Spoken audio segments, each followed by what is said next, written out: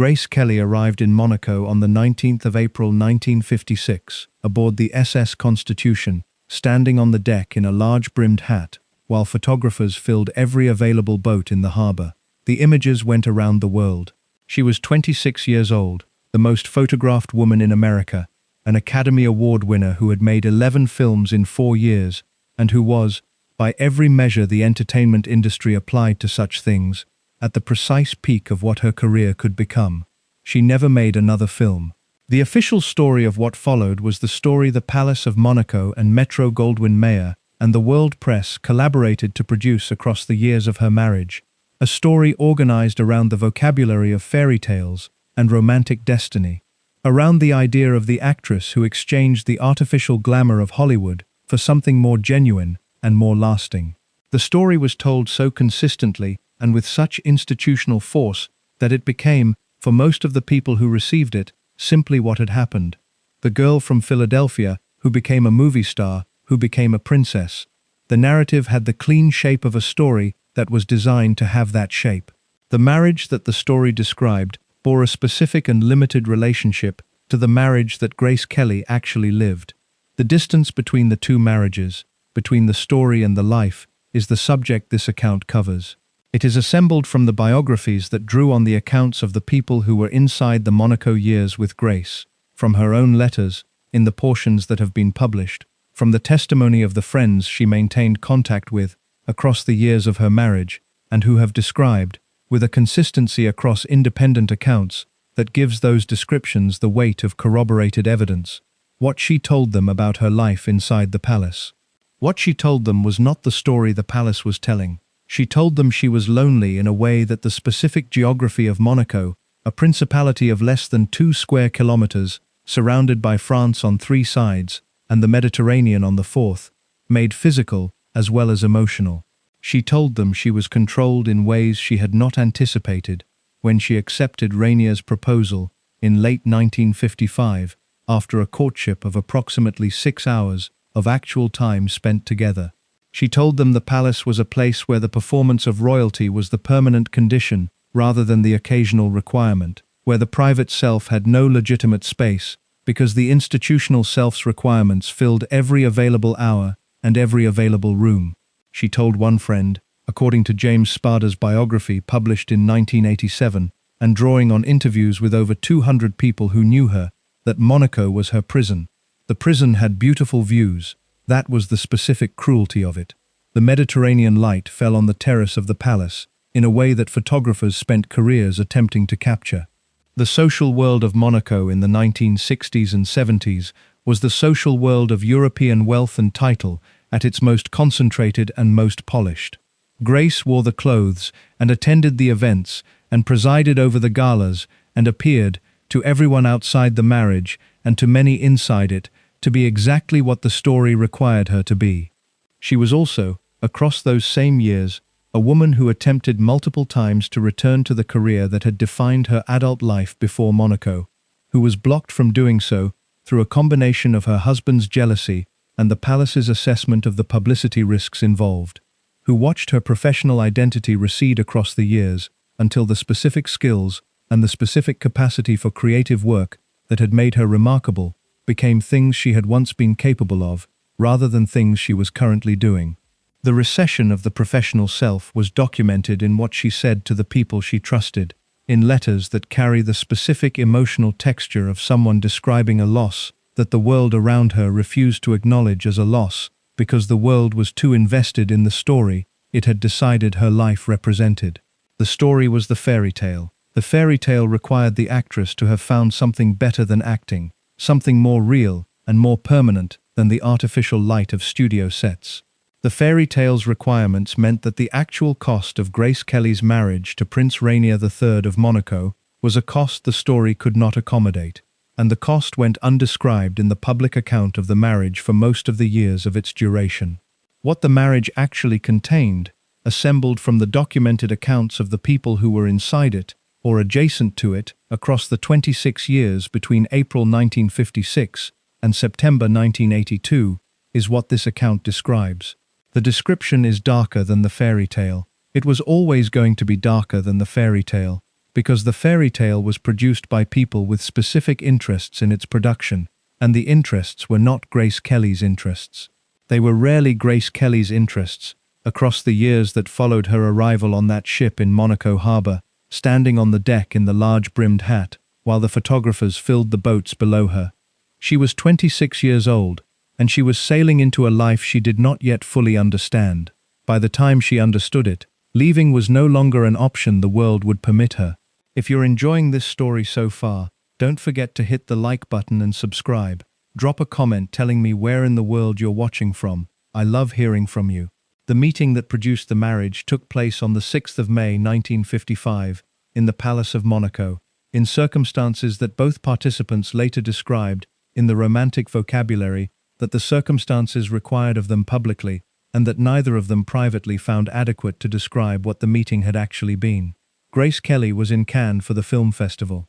She was there representing MGM and the American film industry in the specific capacity that a star of her magnitude occupied at international film events in the 1950s.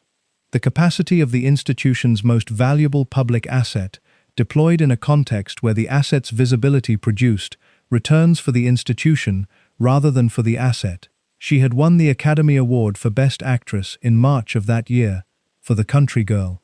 She had already completed Rear Window, Dial M for Murder, and To Catch a Thief, 3 films for Alfred Hitchcock that had established her as the director's most significant collaborator of the decade, and that had produced in her screen presence a quality that film critics across multiple countries were describing in terms that placed her in the category of performers whose work exceeded the technical requirements of the role. She was also, in May 1955, 25 years old and unmarried, which in the specific social world of mid-century American upper-middle-class Catholic Philadelphia, from which she had come, carried the weight of a condition requiring explanation. The Kelly family of Philadelphia was not a family that had produced women who remained unmarried at 25, without considerable parental concern about the trajectory of their lives. Grace's father, John B. Kelly, was a self-made man of the specific American type that the early 20th century produced in cities with Irish immigrant communities and sufficient industrial opportunity, a competitive swimmer who had won 3 Olympic gold medals, a bricklaying contractor who had built a construction business of considerable success, and a civic presence in Philadelphia who had run unsuccessfully for mayor in 1935, and who had a view of his children's conduct and prospects that he expressed without softening. He had not initially been enthusiastic about Grace's acting career. The Kelly family's social position was the position of prosperous Irish Catholic Philadelphia, respectable and solid, and organized around the specific values of that community, and the entertainment industry's relationship to those values was the relationship of an environment that the community viewed with the particular suspicion that communities with strong moral codes direct at industries organized around performance and appearance. John Kelly had made his peace with Grace's acting as her career developed and her success became too large to dismiss, but the peace had the texture of an accommodation rather than of genuine enthusiasm, and the accommodation was sustained by the professional respect that award-level success commands even from fathers who would have preferred a different profession for their daughters.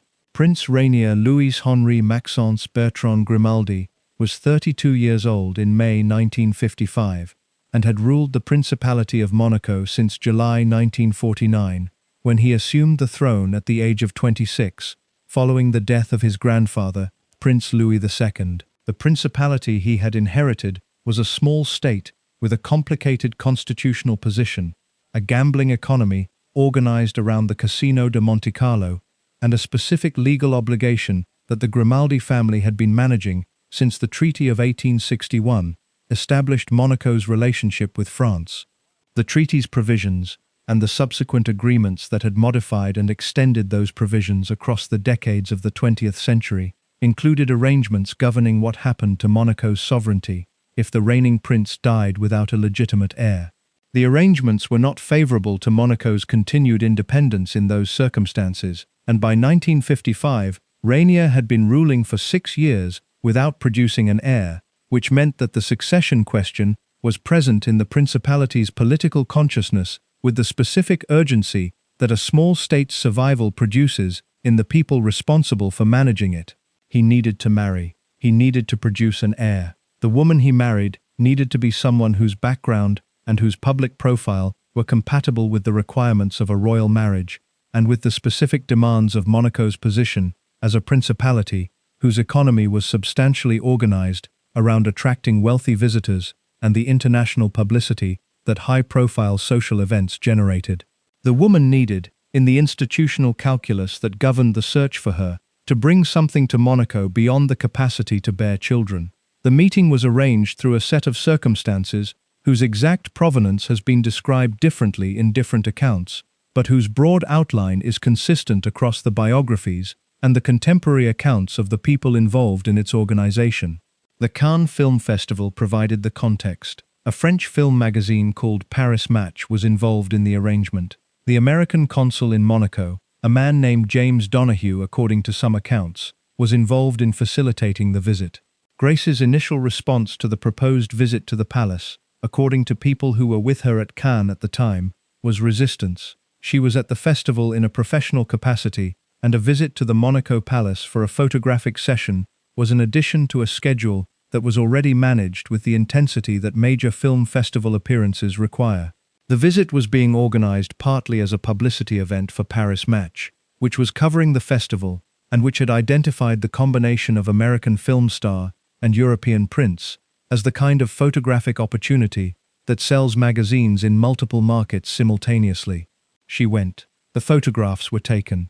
The meeting lasted approximately 45 minutes by most accounts, though some accounts extend it to an hour. Rainier showed Grace around the palace. She was reportedly unimpressed, in the specific way that a woman of intelligence and professional experience is unimpressed by architectural grandeur when the grandeur is being presented in the context of what is essentially a publicized encounter rather than a genuine introduction. She and Rainier spoke briefly, in the formal manner that an official visit between a reigning prince and a visiting film star requires, and she returned to Cannes. The meeting produced, according to the romantic version of events that both participants later endorsed publicly, a mutual and immediate attraction that would develop across the following months into the love that formed the basis of their eventual marriage. The romantic version is the version that the Palace of Monaco and MGM's publicity apparatus and the world press collaborated in producing, and it has the specific characteristic of romantic versions of events that were substantially shaped by institutional interests, which is that it is consistent with what the institutions involved needed the account to be, rather than with the full complexity of what the account describes. The correspondence between Grace and Rainier that followed the Cannes meeting has been described in the biographies that examined it, including Spada's account, in terms that are more specific about what the correspondence contained than the romantic version of the courtship allows. The letters were regular, and they developed, across the months between the Cannes meeting and the engagement announcement in January 1956, a specific quality of escalating mutual presentation that people who write letters, intending them to lead somewhere, produce. Rainier was presenting himself as the person Grace should want to marry. Grace was presenting herself as the person he should want as his princess. The presentations were not deceptions in the simple sense of deliberate falsehood. They were the specific form of self-presentation that courtship requires, and that the courtship's specific circumstances intensified. Both people were conducting a relationship across an ocean, in writing, in the context of a mutual awareness of what the relationship's potential conclusion would mean for their respective institutional positions. Rainier was aware that Grace Kelly's international profile was the specific kind of profile that could produce for Monaco the kind of publicity that the principality's economy and its international reputation would benefit from. Grace was aware that Prince Rainier was the kind of match that her family's social aspirations and her own desire for a stable private life, alongside a public identity that was not organized solely around film work, would be satisfied by. The awareness of what the match could provide for each of them was not incompatible with genuine personal feeling developing across the correspondence. Genuine personal feeling can develop in circumstances organized around institutional interest, and the biographies do not suggest that the marriage began in total emotional absence on either side. What they suggest is that the institutional interests were more precisely defined and more carefully considered than the romantic version of the courtship acknowledges, and that the romantic version was produced by people whose interests were served by a particular account of what the courtship had been. MGM's interest in the romantic account was specific and commercial. The studio's contract with Grace Kelly gave it certain rights over her professional activities, and the question of what happened to those rights when she married a European prince and potentially retired from film work was a question that required careful management. MGM's solution to the management challenge was the same solution that studios in that era applied to talent management challenges of this kind, which was to convert the challenge into a publicity opportunity. The studio negotiated with the palace to be involved in the coverage of the engagement announcement and the wedding, producing a deal in which MGM received publicity rights to the wedding in exchange for agreeing not to exercise whatever contractual claims the studio might have had against Grace's departure from her film career. The deal converted Grace Kelly's wedding into an MGM production in all but the formal sense. The studio sent its publicists. It managed the American press coverage of the engagement and the wedding arrangements with the machinery it applied to its major productions. It produced the coverage of Grace Kelly's departure from Hollywood in the specific register of the story it needed the departure to be, the story of a star who had found something more important than stardom, rather than the story of a contractual situation being managed through the conversion of a personal decision into a commercial arrangement. John Kelly's reaction to the engagement was the reaction of a father who had spent his adult life acquiring the social standing that the Kelly family's prosperity represented, and who recognized in his daughter's prospective marriage the most significant social event the family had produced. His initial assessment of Rainier, conducted through the channels of a man who had made his fortune in competitive markets and who applied competitive market assessment criteria to the evaluation of people presenting themselves in relation to something he valued, was thorough and not immediately favorable.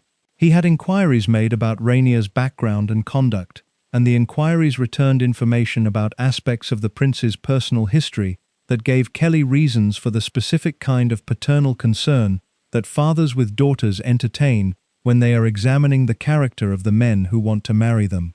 The specific information the inquiries returned included accounts of Rainier's relationships before the marriage and assessments of his character from people who had known him across the years of his reign, assessments that described a man with the specific combination of qualities that absolute power in a small state produces when that power has been exercised since the age of 26 without effective institutional constraint. A man who was accustomed to having his preferences accommodated, a man whose jealousy was documented in the accounts of people who had observed it, a man whose management of the people around him reflected the expectation that his requirements would be met rather than the experience of having to negotiate with people who had legitimate interests of their own. Kelly's concerns did not prevent the engagement. They were concerns of the kind that fathers express, and that the social logic of a match of this magnitude overcomes in families organized around social advancement, as the Kelly family was.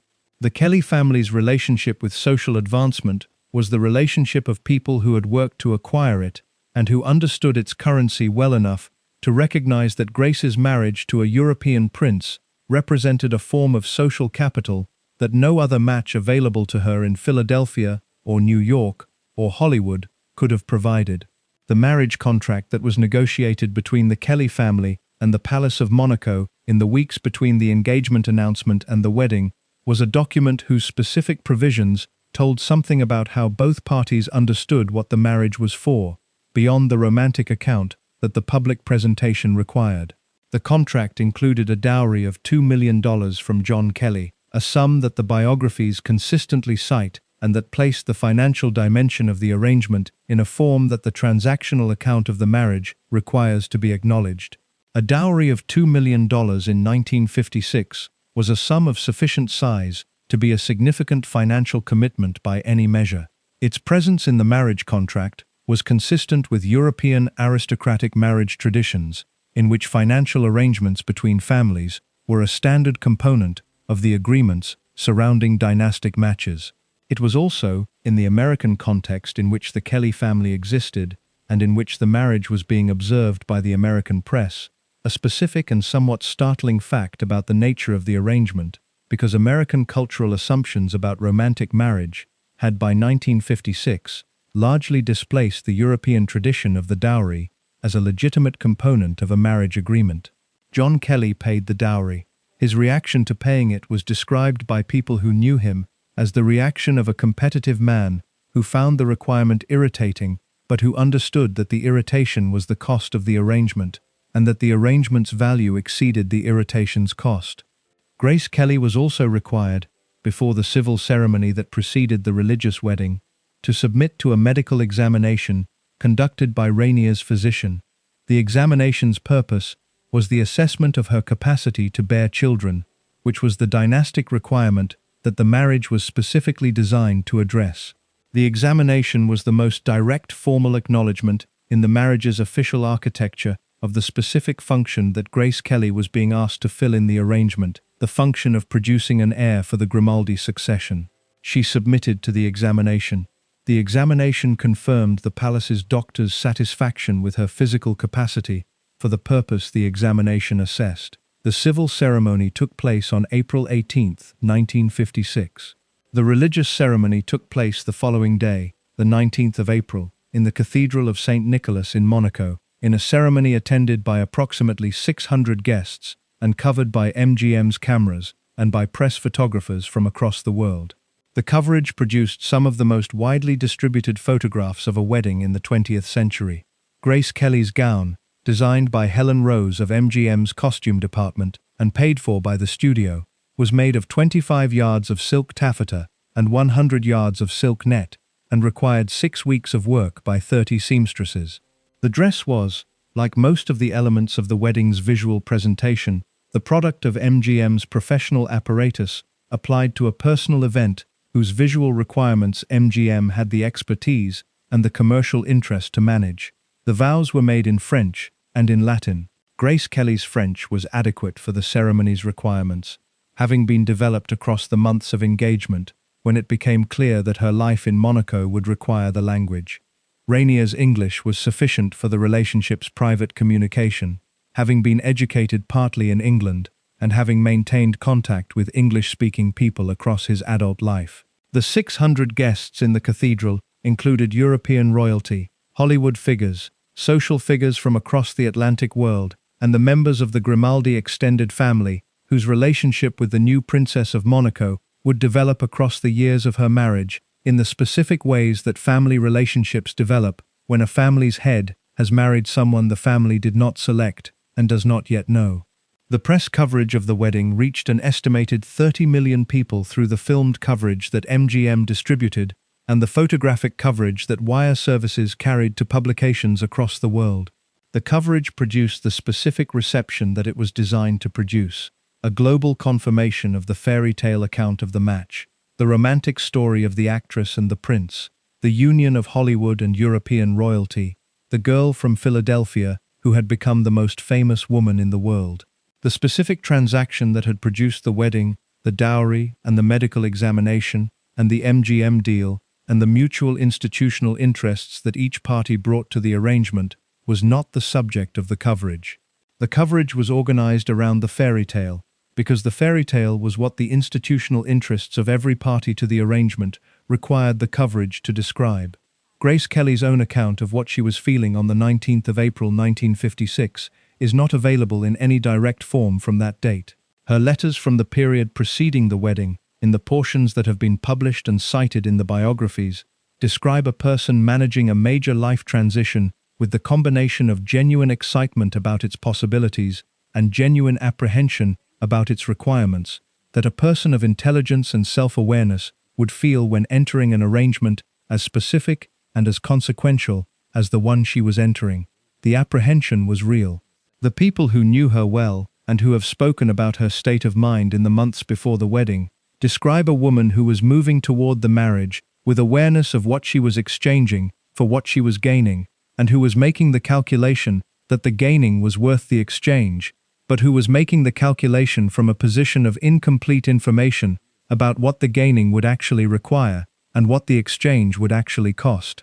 The incomplete information was the specific condition that the courtship structure had produced, a courtship conducted primarily through correspondence across an ocean, with a total of approximately 6 hours of actual time spent together before the engagement was announced, was a courtship in which the people involved were forming their assessments of each other from a necessarily limited sample of direct observation.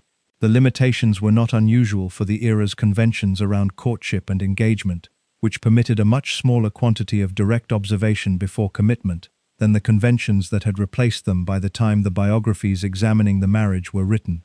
The limitations did mean that Grace Kelly's understanding of Rainier as a person, of the specific characteristics of his character that would shape the marriage's daily reality across 26 years, was an understanding formed from a small sample of observation, heavily filtered through the correspondent's self-presentation and through the specific context of official visits and formal social occasions that the courtship's circumstances provided.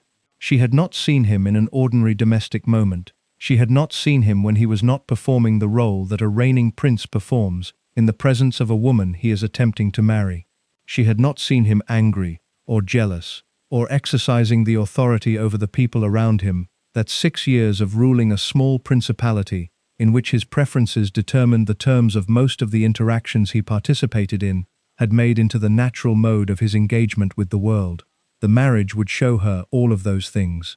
The showing would happen inside the palace that she was sailing toward on the SS Constitution in April 1956, standing on the deck in the large-brimmed hat while the photographers filled the boats in the harbor. The transaction was complete. The wedding had happened. The fairy tale had been published to 30 million people in the filmed and photographic coverage of the ceremonies. What came next was the marriage itself, experienced daily from the inside rather than observed periodically from the outside, shaped by the specific character of the man she had married and the specific constraints of the principality she had married into, and producing, across the years of its duration, a reality that bore the specific and limited relationship to the fairy tale that the biographers who examined it most carefully consistently found when they assembled the accounts of the people who had been inside it.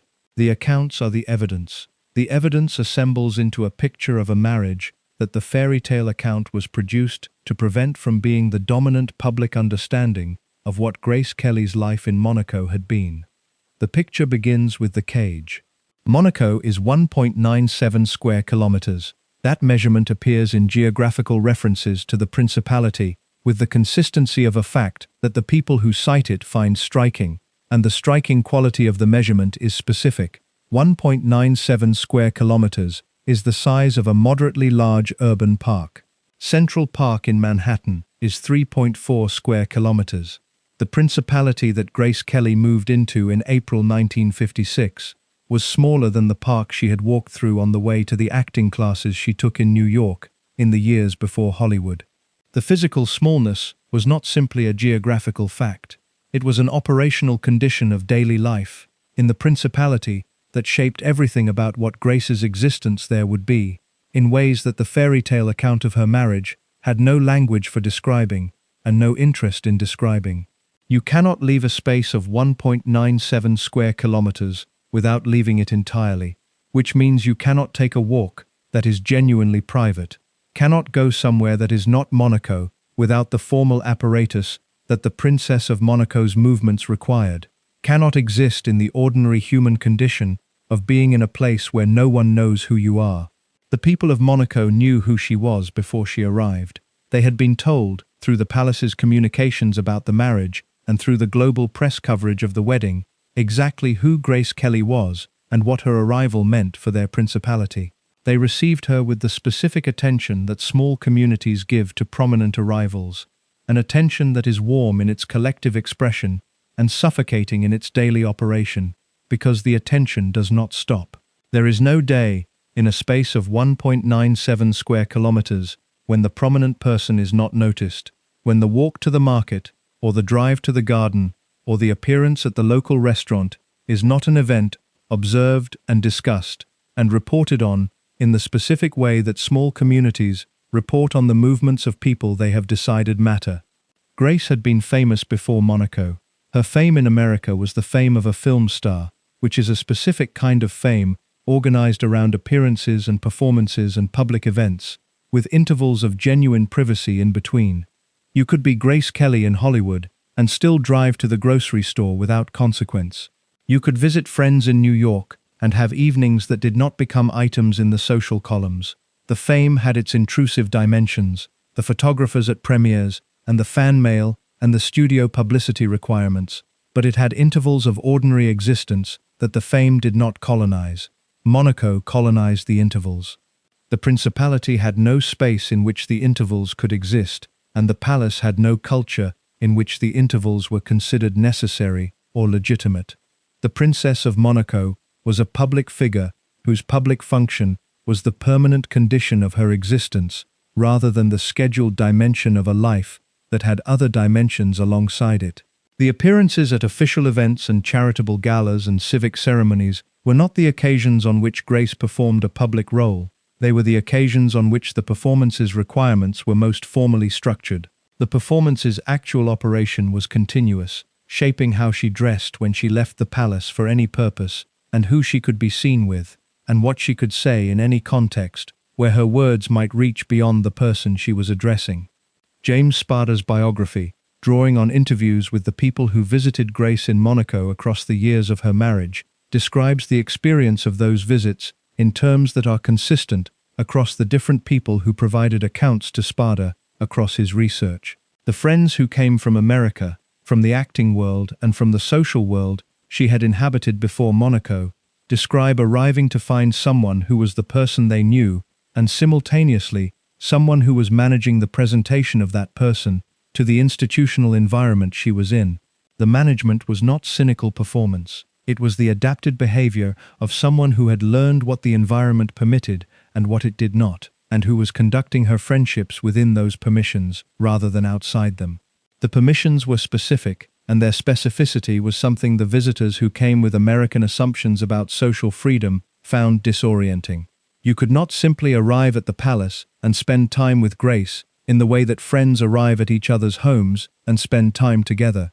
The palace's social architecture required the visit to operate through the formal mechanisms that the princess's domestic arrangements imposed on all social contact, which meant that the private conversation and the unscheduled afternoon and the kind of friendship that exists in the ordinary informality of people who are genuinely comfortable with each other were available in Monaco only within the constraints that the palace environment placed on them. Grace's friend Prudy Wise, who had known her from Philadelphia and who visited Monaco during the marriage years, described to Spada the experience of visiting with a specificity that placed the constraint in concrete rather than abstract terms. The palace's household staff were present in the rooms where conversations happened, not intrusively, but consistently, in the way that large formal households maintain a domestic service presence that the people being served eventually stop noticing, and that the people visiting notice acutely. The presence meant that the conversations were conversations conducted with the awareness that they were being conducted in institutional space rather than private space, and the awareness shaped what was said and how it was said. Rainier's jealousy was a documented feature of the marriage's daily operation, described in Spada's research and in Donald Spoto's biography, published in 2009, and in the accounts of people who were inside the palace environment across the marriage years. The jealousy operated in the specific way that jealousy operates in relationships between people with unequal power, which is that the person with greater power exercises the jealousy through the mechanisms of control that the power provides, rather than through direct confrontation, because direct confrontation implies that the other person's choice requires persuasion rather than authority. Rainier's authority over Grace's social interactions was the authority of a ruling prince over the person who had married into his principality, amplified by the specific social architecture of Monaco, in which the prince's preferences were the operating standard for what happened in the principality. His discomfort with her friendships with men, including men from her acting career with whom the friendships were professional and long-standing, was expressed through the mechanisms of his authority rather than through direct prohibition in most cases. The expression took the form of the social climate that his preferences created, in which the people around Grace understood what Rainier found acceptable and what he did not, and in which the social climate communicated his preferences to Grace's social arrangements without requiring him to issue explicit instructions in each individual case. The specific form of the jealousy's operation is documented most clearly in the accounts of Grace's male friendships and what happened to them across the Monaco years. Friends from Hollywood who visited found that the visit's social dynamics were shaped by Rainier's presence and his management of the environment in ways that were difficult to describe in any single specific incident, and that added up, across the visits and the years, to a pattern of restriction that Grace's own communications to those friends reflected. She wrote to people she had been close to in her professional life with a frequency that decreased across the years of the marriage, and the decrease reflected partly the practical constraint of a life whose schedule was managed by the palace rather than by Grace herself, and partly the specific social climate that Rainier's preferences created around her contact with the world she had come from. The social climate extended to her female friendships, in the specific sense that the female friends who came from America brought with them the social manner of women who had developed their friendships in the context of a society organized around individual autonomy and the expectation that friendships would maintain themselves through the ordinary mechanisms of direct contact and mutual availability. Monaco's social architecture did not support those mechanisms in the form the friendships required, and the friendships adapted to the architecture, or they did not maintain themselves, and the ones that maintained themselves were the ones that adapted, rather than the ones that required the architecture to accommodate them. Grace's sister Lisanne Levine visited Monaco with enough regularity across the marriage years to provide a sustained account of what the visits showed about Grace's condition across different periods.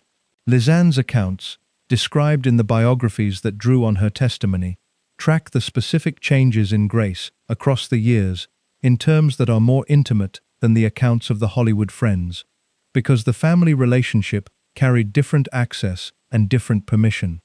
Lisanne describes a sister who was managing the requirements of her position with the discipline and the social skill that Grace had always possessed, and who was paying a cost for the management that the management's surface presentation concealed from most of the people who observed it. The cost was specific. Grace had been, before Monaco, a person whose professional identity was inseparable from her sense of herself as a capable adult with choices and agency and the capacity to produce something of genuine value through her work. The work had been the acting, and the acting had been the expression of a talent that the best directors she had worked with, Hitchcock in particular, had recognized as something that required the specific conditions of professional practice to fully develop. Hitchcock had told people in his orbit that Grace Kelly was the finest actress he had ever worked with, in the specific terms that a director of his experience uses when he has found someone capable of doing what the role requires, without the director's intervention making it happen. The capacity was real, and the recognition of the capacity was real, and both of them were organized around the professional practice of acting, which required Grace to be in a context where acting was what she was doing. Monaco was not that context. Monaco was a context organized around the performance of royalty, which has some structural similarities to acting in its requirements of public presentation and social management, but which is categorically different in the dimension that mattered most to Grace, which is that the performance of royalty is not creative work. The performance of royalty does not produce anything beyond the maintenance of the institution it serves. It does not require the kind of specific creative engagement that acting requires. It does not offer the specific satisfaction of having made something, of having given a performance that achieved what the performance was attempting to achieve, and that someone like Hitchcock recognized as the achievement. Grace's correspondence across the Monaco years describes this loss in terms that the biographies have quoted and paraphrased with a consistency that places the description in the category of a sustained theme rather than an occasional expression. She wrote about missing work in the specific terms of someone describing the absence of something they need rather than the absence of something they want, describing the creative dimension of acting not as a luxury she had exchanged for something more important, but as a fundamental requirement of her existence that her Monaco life had removed without the possibility of replacement. The palace's social schedule filled the hours. The charitable foundations and the galas, and the official appearances, and the management of the principality's cultural and social life that Grace took on across the years of the marriage were not small engagements. The work of being Princess Grace was substantial in its demands on time and energy, and the specific social intelligence that Grace brought to it. She was good at it. The accounts of the people who worked with her on the charitable and cultural projects she involved herself in describe someone who brought the same quality of concentrated attention and genuine engagement to the work of being a princess that she had brought to the work of being an actress. The quality of the engagement did not resolve the loss. Being good at a role that the external circumstances have imposed is not the same as being in the role that your own choices and capacities have produced, and the distinction between those two conditions was one that Grace was aware of, and that her correspondence reflects across the years. She was living the distinction daily. The pharmaceutical dimension of her Monaco years is documented in Spada's biography through the accounts of people who were close enough to Grace to observe what she was taking and in what quantities across different periods. The documentation is careful and does not make claims beyond what the sources support, which is the observation, consistent across multiple independent accounts, that Grace's use of prescribed medications increased across the years of the marriage, and that the medications included substances for anxiety and for sleep, and for the management of the specific combination of conditions that a life under the pressures the Monaco years produced would generate in a person without adequate means of managing those pressures through other channels. The medications were prescribed. The prescriptions were managed by the palace's medical staff. The palace's management of Grace's medical needs was the management of an institution attending to the health requirements of one of its members, organized around the institutional framework rather than around the individual's specific situation. The specific situation was the situation of a person who was experiencing the sustained psychological cost of the loss of professional identity and the restriction of social freedom and the daily performance of a public role in an environment that offered no adequate private counterweight to the performance's demands. The medications managed the cost's most acute expressions. They did not address the cost's sources. The sources remained in the daily conditions of the Monaco life, in the smallness of the geography, and the pervasiveness of the surveillance, and the jealousy's operation through the mechanisms of the palace's social climate, and the absence of the creative work that had been the organizing activity of Grace's adult life before April 1956. Her descriptions of Monaco to the friends she maintained contact with across the years are the most direct available evidence of what the cage felt like from inside it, because the descriptions were produced in the private communications of a person describing her experience to people she trusted, rather than in the public presentations that the palace's requirements shaped. Spada's biography cites specific descriptions that Grace gave to specific friends in specific letters, and the descriptions have the quality of someone trying to make their correspondent understand a condition that the correspondent's own experience had not provided them with adequate reference points for. She described the loneliness in terms that distinguished it from the ordinary loneliness of being away from the people you know, which is the loneliness that anyone who moves to a new place and a new social world experiences, and that time and the accumulation of new relationships typically resolves.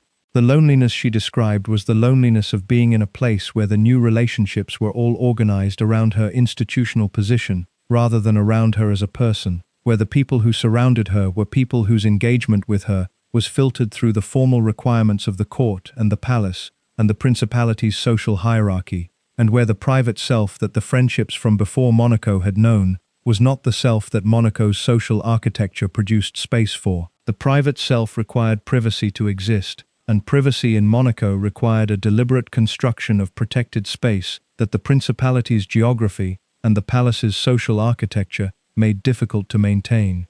Grace constructed it where she could. She spent time at Roquegel, the farmhouse property in the hills above Monaco that Rainier had purchased as a retreat from the palace's formal environment, and the time at Roquegel was described by people who visited her there as a noticeably different quality of time from the time available in the palace, less formal and less surveilled, and more consistent with the kind of social ease that Grace had possessed before Monaco had reshaped it. The garden at Roquegel became one of the genuine sources of sustained satisfaction in her Monaco years.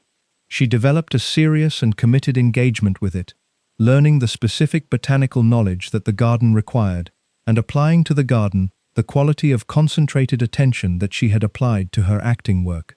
The engagement produced something, a garden that people who saw it described as the expression of a genuine sensibility rather than the decoration of an institutional space. She produced dried flower arrangements from the garden's output and eventually used them as the basis for a book, My Book of Flowers, published in 1980 with the photographer Gwen Robbins. The book was a small, specific creative achievement in the context of a life that had been largely cleared of the opportunity for creative achievement, and the accounts of how she worked on it describe someone brought back to a quality of purposeful engagement that the general conditions of her Monaco life had made rare. The children occupied large portions of the years between Caroline's birth in January 1957 and Stephanie's birth in February 1965. 3 children across 8 years is a biological fact about those years that carried practical implications for Grace's daily existence and her available time and energy, that the biographies acknowledge, but that the fairy tale account of the marriage consistently used as evidence that the marriage was producing what a marriage is supposed to produce, without examining what the production cost the person doing it. Grace's relationship with her children was the relationship of a mother who was genuinely and substantially present in her children's lives across their early years, described by the children themselves and by the people who observed the family across those years, in terms that are consistent with the picture of a woman who found in the maternal relationship something of the genuine emotional engagement that the marriage's other dimensions were not reliably providing. The children knew her. She was there. The presence was not the managed presence of a public figure with a scheduled parental role. It was the presence of someone for whom the children were the most immediate and least mediated human relationship available. The relationship did not resolve the other costs. Children are not the resolution of the loss of professional identity, or the remedy for the restriction of social freedom, or the answer to the specific loneliness of a person in a cage with beautiful views. They are the relationship available in the immediate domestic space, and the relationship was real and genuine and important to Grace across the years she was in it, and it occupied a specific portion of the hours and the emotional energy that the Monaco years produced. And alongside it, the other costs continued to accumulate.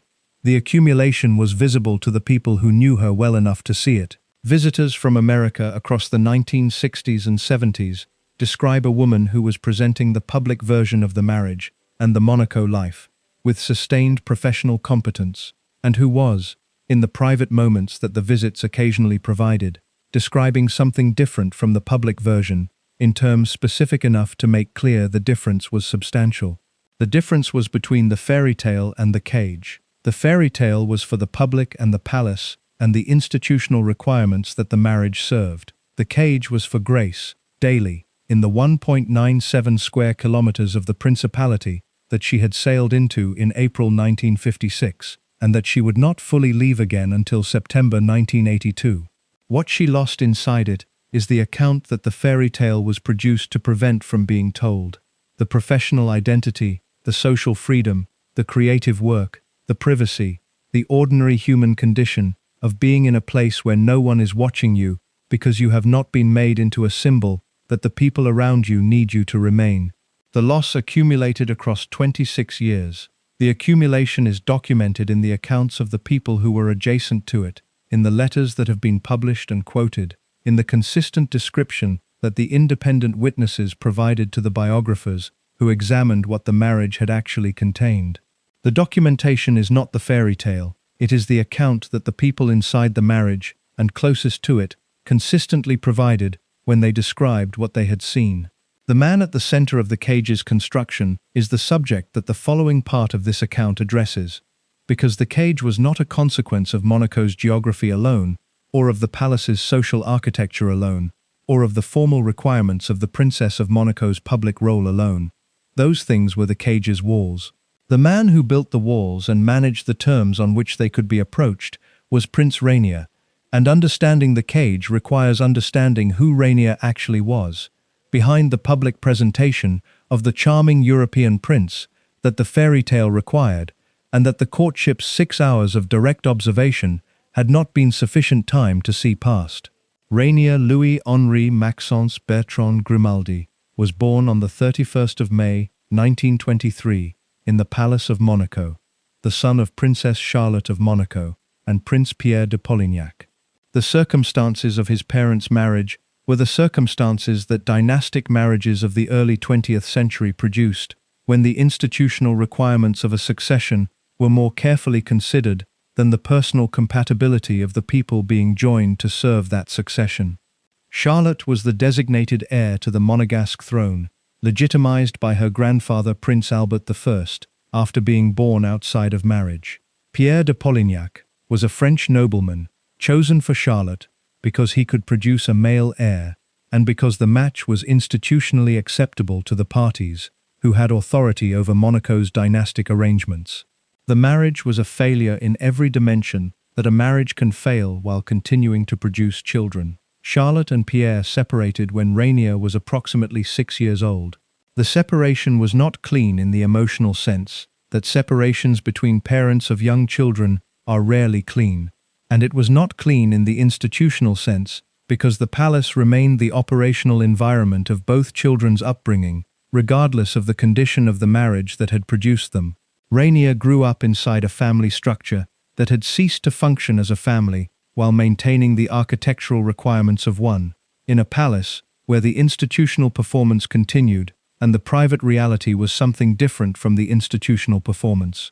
The specific effects of that upbringing on the child who would eventually become Prince Rainier III are not documented in the precise psychological terms that later biographical analysis would bring to them, because the documentation of inner lives requires either the direct testimony of the people involved or the accounts of people sufficiently proximate to those inner lives to provide credible description. What the biographies examining Rainier's character draw on is the consistent description across multiple independent sources of a man whose adult emotional patterns reflected, in the ways that developmental psychology understands and documents across many cases, the specific formative experience of a child raised inside an institution that prioritized its own continuity over the emotional needs of the people inside it. The institution was the Grimaldi family and its principality. The prioritization produced in the child a man who had absorbed, across the years of his formation, the specific lesson that institutions produce in the people they form when those institutions are organized around power and continuity, rather than around the emotional requirements of human development. The lesson was that the institutional requirements mattered more than the personal ones. The lesson was also that personal need, expressed in an environment organized around institutional priority, was a form of weakness that the environment did not accommodate. Rainier was educated at Le Rosey in Switzerland, the school that European aristocracy and wealthy families from multiple countries sent their sons to across the decades, when it occupied the position of the most socially prestigious school available to that specific population. He then attended Stowe School in England before studying at the University of Montpellier and at Oxford. The education was the education of a person whose future role was understood from the beginning to require the specific combination of social polish and institutional confidence that European elite educational institutions produced, and the combination was produced. People who knew Rainier in his youth and early adulthood described someone who had the social ease of a man formed by those institutions, comfortable in the specific environments they had prepared him for, and carrying the confidence of someone for whom the social world's hierarchies were familiar and navigable. He served in the Second World War with the Free French Forces, a period of his life that Rainier himself subsequently cited as among the most formative of his experience, for the specific reason that military service in an active conflict provides the kind of clear purpose and unambiguous personal challenge that the position of a reigning prince in a small principality in peacetime does not consistently provide. He was decorated for his service. The military dimension of his life gave him a self-understanding, organized partly around the specific qualities that military service rewards, qualities of discipline and command, and the expectation that orders will be followed. The expectation that orders would be followed was a quality that his subsequent reign reinforced rather than moderated. He became Prince of Monaco in July 1949 at the age of 26, and he began ruling a principality in which his authority was effectively absolute in the daily operational sense, constrained by treaty obligations with France and by the constitutional framework governing the principality, but not constrained by the kind of institutional checks on executive power that modern democratic states maintain as a matter of governing principle. His preferences were the operating standard for what happened in Monaco. The people around him, from the palace staff to the civic officials to the social figures who constituted Monaco's domestic establishment, operated within the understanding that his preferences mattered more than their own, and that accommodating those preferences was the practical requirement of functioning effectively in the principality. 6 years of ruling in that environment, from 1949 to 1955 when he met Grace Kelly, produced the specific character traits that the biographies examining his marriage consistently identify. The temper was documented across independent sources. People who worked with him across the marriage years and the subsequent decades of his reign describe the expression of the temper in terms that are consistent enough across the independent accounts to have the quality of corroborated observation rather than individual interpretation.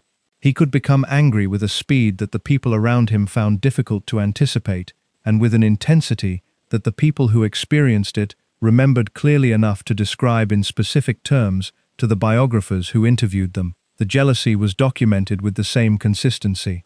Spada's biography, drawing on interviews with people inside the Monaco social world during the marriage years, describes the jealousy's operation in terms that place it in the context of Rainier's pre-Grace romantic history, as well as the marriage itself. Before Grace, Rainier had maintained a relationship of several years with a French actress named Gisèle Pascal, a relationship serious enough that the question of marriage had been under consideration within the palace. The relationship ended when Rainier was reportedly advised by palace doctors that Pascal was unlikely to be able to have children, a medical assessment that was subsequently proven entirely wrong when Pascal married another man and had a child without difficulty. The end of the relationship was the end of a relationship Rainier had invested in, and the manner of its ending told something about how the dynastic requirements of the principality operated against the personal emotional investments of the prince, which is that the dynastic requirements were the ones that determined the outcome. The Pascal relationship was also a relationship in which Rainier had engaged with a woman from the entertainment world, a French actress whose professional identity was organized around the same industry that Grace Kelly's was organized around, and whose presence in his life before Grace provides a context for understanding something about what drew Rainier to Grace, beyond the institutional calculation of what she could bring to Monaco's profile. He was drawn to women of a specific type, women whose public identity was shaped by professional achievement in performance, and whose personal manner combined the social confidence of that professional world with the specific quality of intelligence and self-possession that he found attractive. What he found attractive and what he was prepared to accommodate in the domestic environment of the marriage were different things, and the difference was the specific contradiction at the center of his character's operation in the marriage. He had married a woman of considerable professional achievement and independent identity. He then managed the marriage in ways that were organized around preventing that achievement and identity from continuing to exist in the forms that had produced them. The contradiction was not unusual in the marriages of powerful men of his era and background. It was the contradiction that mid-century European aristocratic culture produced in men who had been formed by its values, which included the simultaneous admiration of accomplished women and the expectation that accomplished women would subordinate their accomplishment to the requirements of the domestic arrangement once they entered it. Rainier's management of Grace's career after the marriage was the most visible and most documented expression of his character's operation in the marriage, and it is described in the following part of this account, in the specific terms that the career negotiations produced. But the career management was one dimension of a broader management of the marriage that reflected Rainier's character across its other dimensions as well. In the management of Grace's social life and her friendships and her access to the world she had come from, and the degree of autonomy she was permitted in the daily operation of her existence inside Monaco. The management of her social life was the management of a jealous and controlling person exercising the mechanisms that the institutional environment of Monaco made available to that jealousy and control. The mechanisms were not the crude mechanisms of direct prohibition in most cases. They were the mechanisms of the social climate that Rainier's preferences created, of the household arrangements that his authority determined, of the presence and the management of the palace staff, who were his employees before they were Grace's domestic support, and of the general understanding that permeated the Monaco social world about what the prince found acceptable and what he did not. The palace staff dimension of the marriage's operation is a specific and illuminating aspect of the dynamic that the biographies describe. The staff of the palace were appointed by the palace, which meant effectively by Rainier. Their loyalty was to the institution and to the prince rather than to Grace specifically, and the structural reality of that loyalty meant that the domestic environment Grace inhabited was an environment managed by people whose primary allegiance was to the husband rather than to her. The information that moved through the palace household about Grace's activities and her conversations and her social contacts and her movements within and beyond the principality moved through channels that were accessible to Rainier in ways that Grace could not fully anticipate or manage. The surveillance dimension of the marriage was not the formal surveillance of electronic monitoring or official reporting mechanisms. It was the organic surveillance of a small institutional environment in which information moved through human channels and in which the person with authority over the institution received information about the institution's inhabitants as a natural consequence of managing the institution. The distinction between legitimate household management and surveillance of a spouse is a distinction that the absolute authority of a reigning prince over his principality's domestic arrangements makes difficult to maintain in practice, and the biographies suggest it was not consistently maintained in the marriage. Gwen Robbins, who became one of Grace's genuine friends in Monaco and who eventually co-authored My Book of Flowers with her, provides in her own account of the friendship one of the more specific descriptions of the marriage's dynamics from someone who was inside the Monaco social world for sustained periods. Robbins describes a woman who had learned to operate within the constraints of the environment without appearing constrained to the casual observer, who had developed the specific social skill of managing the public presentation of the marriage while carrying a private understanding of what the marriage contained that was substantially different from the public presentation. The private understanding was the understanding of a woman in a marriage with a man whose emotional character included dimensions that the courtship had not made visible. The temper was one such dimension. Grace's correspondence and her communications to the friends she trusted describe encounters with Rainier's anger in terms that reflect the specific quality of the experience of being the target of a powerful person's rage in an environment where there is no institutional check on the rage's expression and no effective mechanism for addressing it that the person experiencing it controls. The rage was not physical in the accounts the biographies draw on. The biographies make no claim of physical violence, and the sources they draw on do not describe it. The rage was the emotional and verbal expression of a man whose formation had not included adequate modeling of the management of powerful feeling, who had been raised inside an institution that prioritized composure in public and that had no mechanism for the productive management of powerful feeling in private, and who had subsequently spent 6 years ruling a principality in which his emotional states were not subject to the kind of regular challenge and correction that relationships between people of approximately equal power typically provide. Grace had been in relationships before the marriage, with men of her own world, men from the acting and social worlds of Hollywood and New York and Philadelphia, whose relationship with her was organized around the kind of relative equality that people with comparable social positions and comparable professional achievements inhabit. Those relationships had not prepared her for the specific dynamic of a marriage to a man whose institutional position gave him power over the environment she lived in that extended well beyond the ordinary power asymmetries of even the most unequal marriages in the social world she had come from. The power asymmetry was not only the asymmetry of the institutional position, it was the asymmetry of the cultural and social situation in which the marriage existed. Grace was in Monaco, not in America.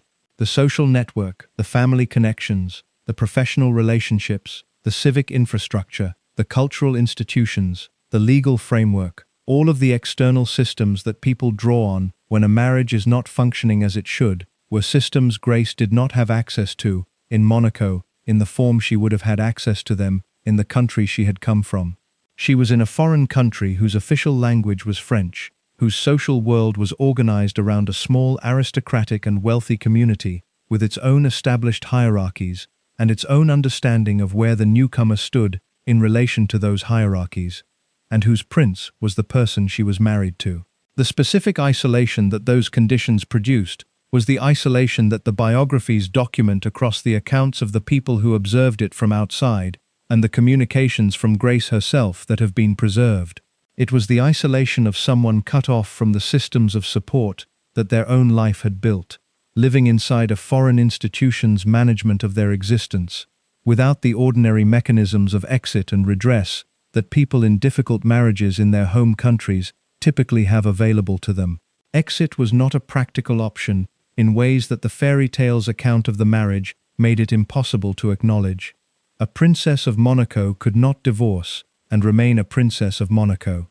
A Catholic woman of Grace's formation and faith could not divorce without the specific cost that divorce carried in her religious tradition and in the family and social community she had come from. A woman whose public identity had been constructed around the romantic fairy tale of the marriage could not divorce without the specific cost of admitting publicly that the fairy tale had been a managed story and that its management had concealed a reality that was substantially different from what the world had been told. Rainier was aware of these constraints. The awareness did not make him the architect of a deliberate entrapment, because the biographical evidence does not support a reading of his character as deliberately calculating in the management of Grace's options. The evidence supports the reading of a man who was the product of the formation described above, who had the character traits that formation produced, and who managed the marriage with those traits operating in an environment that had no structural mechanism for producing the kind of mutual accountability between spouses that prevents the traits of the more powerful partner from governing the marriage's terms entirely. His genuine feelings for Grace are documented alongside the character traits that made the marriage difficult. The biographies do not suggest that the marriage was entirely without affection or without moments of genuine connection between the people in it. Rainier's public statements about Grace, across the years of the marriage and in the period following her death, describe a man who spoke about her with a warmth and a specificity that suggest genuine emotional investment in the relationship. The people who observed the couple across the marriage years describe moments of evident ease between them, particularly in the earlier years and in the contexts of the family life at Rocaguel, that were inconsistent with the picture of a marriage that had been purely transactional from the beginning. The genuine affection was real. It existed alongside the jealousy and the temper and the management of Grace's life that those character traits produced, in the specific way that marriages contain multiple simultaneous realities that cannot be resolved into a single coherent characterization without losing the accuracy that the complexity requires. What the complexity tells, assembled from the accounts of the biographies and the sources they drew on, is the picture of a man whose genuine affection for Grace coexisted with a management of her life that the affection did not prevent and that the institutional environment of Monaco actively supported. The management was the management of a powerful person's insecure need to control the circumstances of the relationship, operating through the mechanisms that absolute authority over a small institutional environment provides to the person who exercises that authority. The insecurity at the base of the control is documented in the accounts of people who knew Rainier across the marriage years, in terms that connect to the formation described earlier in this account. A man raised inside a family structure that had failed, in a palace where the institutional performance of family continuity was maintained alongside the private reality of its absence, and who had then spent his adult life exercising authority over an environment organized around accommodating his preferences, was a man for whom the specific vulnerability of genuine attachment to another person produced the anxiety of potential loss in an acute form. The management of Grace was partly the management of that anxiety, the exercise of control as a defense against the possibility of losing control of something that mattered. The affairs attributed to Rainier across the marriage years are present in the biographies with varying degrees of specificity and sourcing. Spada's account mentions them. Spoto's account addresses them. The accounts are based on sources inside the Monaco social world who describe a pattern of behavior consistent with a man whose jealous management of his wife's social interactions coexisted with his own, less restricted engagement with the social world she was being managed against. The specific documentation of individual affairs is the documentation of source-based biography rather than of confirmed record, and the biographies present the accounts with the appropriate qualification that sourced but unconfirmed biographical accounts require. The pattern the accounts describe, regardless of the specific documentation level of individual instances, is the pattern of a double standard that Grace was aware of and that she communicated to the people she trusted, in terms that reflected her awareness of the specific injustice of a marriage in which the restrictions placed on her social life were not restrictions that applied to her husband's. The awareness was not expressed publicly. The specific constraints of the marriage and the institutional environment prevented public expression of the awareness. It was expressed in the private communications and in the conversations with trusted friends that the biographies draw on.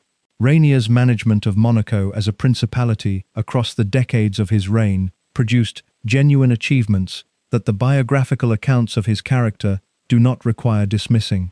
He presided over the economic diversification of Monaco away from the gambling-centered economy he had inherited, developing the principality into a financial and commercial center with a broader economic base.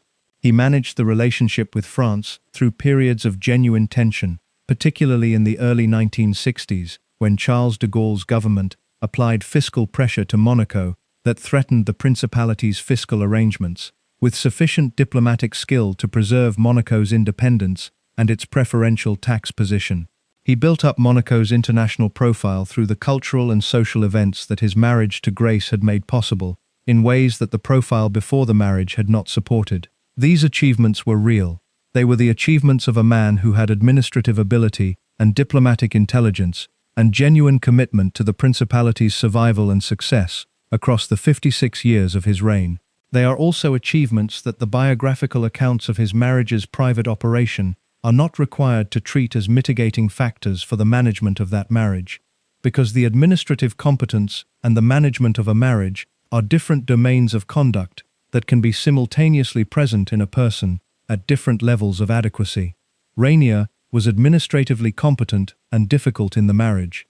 The difficulty was the product of the character traits the formation described above had produced. Those traits operated in the marriage through the mechanisms that Monaco's institutional environment made available to them, and the operation produced the conditions that Grace Kelly lived inside for 26 years. The conditions are what the biographies describe. The descriptions draw on the accounts of the people who were inside those conditions, alongside Grace, or adjacent to them, and the accounts are consistent enough across the independent sources that drew on different people's observations to constitute the corroborated picture of the marriage's private reality that the fairy tale account was produced to prevent from being the dominant public understanding. The private reality included the temper, the jealousy, the management of Grace's social life, the surveillance of the palace environment, the double standard, the isolation from the world she had come from, and the specific conditions that those things together produced in a woman who had been, before she arrived in Monaco, one of the most capable and independently functional people in her professional world. It also included the blocked career, which is the dimension of the marriage's conditions that Grace herself communicated most consistently and most directly in her private correspondence as the source of her deepest sense of loss. The career she was never allowed to reclaim is the subject that the following part of this account addresses, through the specific documented cases of the negotiations that took place across the marriage years, and the specific ways in which those negotiations were concluded. The conclusions were always the same conclusion. She was prevented from returning to the work that had made her remarkable by a husband who found the prospect of his wife performing for cameras threatening in ways that his character's formation had produced, and that Monaco's public opinion provided him with the additional justification to exercise through its objections to their princess appearing in films. The blocking had specific instances. The instances are documented. The documentation is what the following part provides. Alfred Hitchcock called Grace Kelly in 1962. He was preparing a new film, an adaptation of Winston Graham's novel Marnie, about a compulsive thief with a psychological history she cannot access, and a man who marries her, knowing what she is. The role required the specific combination of surface composure and interior turbulence that Hitchcock had understood, from the 3 films he had made with Grace, was the quality she possessed more completely than any actress he had worked with. He wanted her for the part. He told people in his orbit that he had written the role with her in mind, that the specific character of Marnie as he understood it was a character that required what Grace brought to a performance, rather than what any other actress available to him at that moment could provide. Grace wanted to do it. The negotiations that followed her conversation with Hitchcock and the subsequent discussions with Rainier and the palace about the possibility of her accepting the role produced the most extensively documented case in the marriage's history of the specific dynamic between Grace's professional desires and the management of those desires by the institutional environment she was inside. The documentation exists because the negotiations were sufficiently advanced that they became publicly known, because Hitchcock's involvement made them publicly significant in ways that kept the story in the press coverage of the period, and because the outcome of the negotiations was public enough to have been reported and subsequently examined in the biographies. The negotiations proceeded to the point where the palace issued a statement confirming that Grace would appear in the film. The statement was the formal public acknowledgement that the institutional management of the negotiations had produced a conclusion that Grace had been working toward, and that the statement's issuance suggested had been agreed to by the parties whose agreement was required. The statement produced a reaction in Monaco that the palace had not adequately anticipated and that changed the situation's terms within days of the statement's appearance. The reaction was the reaction of the Monegasque public, and it was negative in a form that the palace's communications apparatus had not managed before its expression.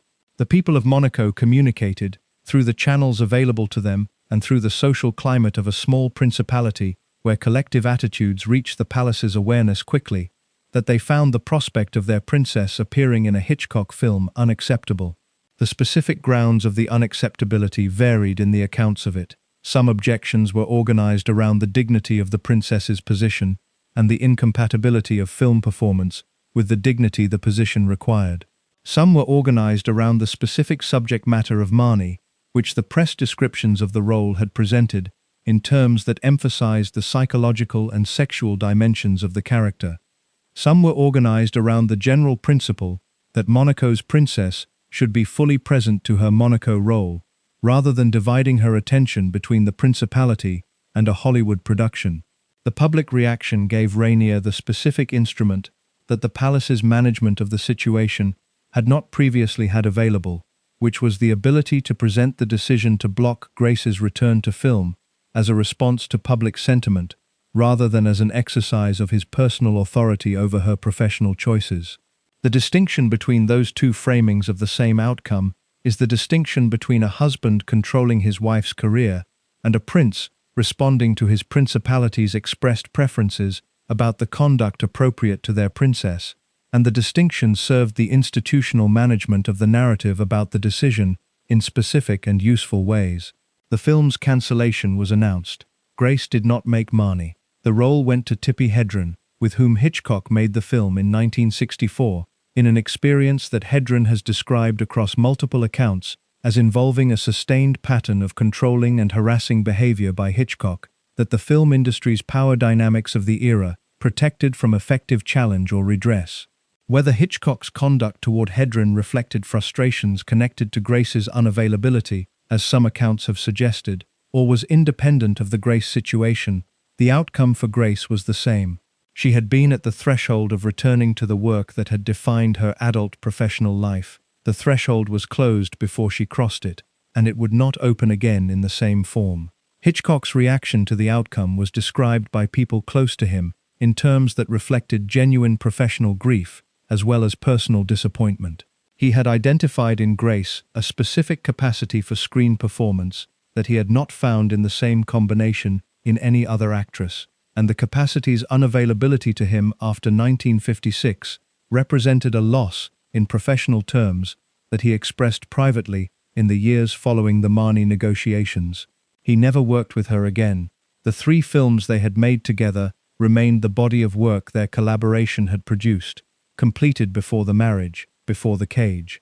Grace's own account of the Marnie negotiations and their outcome is not available in a single direct statement, because the institutional environment of Monaco made the kind of direct public expression of her experience of the situation impossible in the terms that the situation required to be expressed.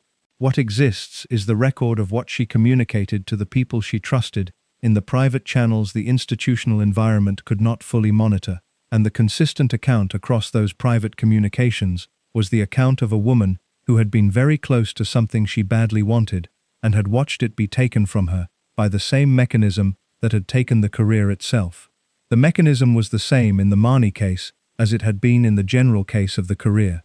The institutional environment of Monaco, managed by a prince whose jealousy and whose management of Grace's life the preceding part of this account has described, had identified the career's resumption as something it would not accommodate, and the public reaction to the Marnie announcement provided the specific justification for that position that the institutional management needed to present the refusal as something other than what it was. The other film offers across the marriage years are documented in the biographies with varying degrees of specificity. Marnie is the most extensively documented case because it was the most publicly advanced. But the biographies describe a pattern across the marriage years of offers received and considered and then not pursued, a pattern whose consistency suggests that the Marnie case was not an isolated incident, but the most visible instance of a general condition of the marriage in which Grace's professional desires were managed against rather than managed toward. The general condition extended beyond the film offers to the broader question of what creative work Grace could do within Monaco's institutional framework and on what terms. The charitable and cultural work she took on, including the work of the Princess Grace Foundation established in 1964, and the cultural organizations she supported and developed across the years, was creative in the sense that it required imagination and intelligence and genuine investment. It was not creative in the specific sense that the film work had been creative, because it did not involve the specific exercise of the imaginative and expressive capacities that acting requires, and that Grace had developed to the level that Hitchcock and the other directors who worked with her at her peak had recognized as exceptional. She found, across the marriage years, specific outlets that provided some approximation of the creative engagement the career had provided. The most sustained and most publicly documented of these was her involvement with poetry reading and performance, which developed across the 1970s into a form of public artistic activity that allowed her to exercise the performative and expressive capacities that acting had developed in a context that Monaco's institutional framework could accommodate. The poetry readings began as relatively small engagements and developed into a touring program that Grace undertook under the auspices of charitable organizations, appearing at universities and arts venues across Europe and America to read poetry in programs she curated and performed with the specific attention to the performance dimension of the reading that her acting background had equipped her to bring. The programs were well received by the audiences who attended them and by the critics who reviewed them, in terms that consistently noted the quality of her understanding of the material and the specific skill she brought to its presentation. The readings were also, in the specific context of the marriage's management of her professional life, the most that the institutional environment would permit. They were not acting. They were not the resumption of a film career. They were a form of public performance that was sufficiently different from the career that had been blocked to not trigger the specific objections that the career's resumption had consistently encountered. Rainier's attitude toward the poetry readings was described by people in the Monaco social world as more accommodating than his attitude toward film work, for the specific reason that the readings did not involve the kind of sustained professional collaboration with directors and actors that film work required, and that the jealousies operation found threatening. The accommodation was partial. The readings were permitted within specific parameters that the palace's management of Grace's public activities determined, and the parameters reflected the same institutional logic that had governed the management of every other dimension of her professional life since 1956. What Grace was permitted to do was permitted on terms the institution set and could modify, which meant that the creative outlet existed at the institution's pleasure rather than as a right Grace exercised independently. The distinction between existing at the institution's pleasure and existing as an independent right is the distinction that defined the entire condition of Grace's creative life in Monaco across the marriage years, and it is the distinction that the biographies return to most consistently when they are describing the specific quality of the loss that the marriage produced. She did not exist as a creative person with the autonomy to decide what work she would do and when she would do it, and with whom. She existed as a creative person whose creative activity was permitted within the parameters the institution had determined were consistent with its requirements, and the parameters were determined by people whose interest in the parameters was not the interest of someone invested in Grace's creative fulfillment. The Hitchcock relationship after Marnie provides one of the more specific documented illustrations of what the blocked career cost in concrete professional terms. Hitchcock remained in contact with Grace across the years following the Marnie negotiations, and the accounts of people who were present at social occasions where both were present describe a relationship that maintained its warmth in the personal sense, while carrying the specific quality of something that had been interrupted at a significant moment and had not been able to resume. Grace attended social events where Hitchcock was present, in the contexts that the international social world of people at her level of public prominence created, and the accounts of those occasions described two people who were genuinely pleased to see each other, and who were in the company of each other in the awareness of what the career could have continued to produce and had been prevented from producing. Hitchcock's death in April 1980 was reported to have affected Grace with the specific grief of someone who had lost a person she had cared about and with whom she had shared a professional relationship that had been among the most significant of her working life. By 1980, Grace had been out of films for 24 years. The 24 years had produced 3 children who were grown or growing, a principality that she had served across the full range of its official requirements, a charitable foundation that was doing genuine work in arts support, a book of dried flower arrangements, and a poetry reading program that was developing into the most sustained creative activity she had been able to maintain since Rear Window. The 24 years had also produced the accumulated cost of what the Marnie negotiations and everything the negotiations represented had cost across their duration. The people who knew Grace in the late 1970s and early 1980s describe, in the accounts the biographies draw on, a woman who was managing the public requirements of her position with the professionalism that those requirements had always received from her, and who was also carrying something that the professionalism did not resolve, and that the passage of time had not reduced. The something was the loss, held across 24 years, of the career that she had been at the peak of when she arrived in Monaco, and that the institution she had married into had not permitted her to continue. The loss was not resolved by the poetry readings, or by the charitable work, or by the family life, or by the garden at Rockagel, or by any of the other outlets that the Monaco years had provided for the creative and expressive capacities that the career had exercised. It was present as an ongoing condition of her Monaco existence, a permanent awareness of the specific capacity that the institutional management of her life had prevented from continuing to develop, sitting alongside the other conditions of the marriage in the accumulated weight that the biographies document across the accounts of the people who observed Grace across the later years of the marriage. The offered return that nearly happened again in the early 1980s adds a specific dimension to the account of the career's blocking that the Marnie case alone does not fully provide.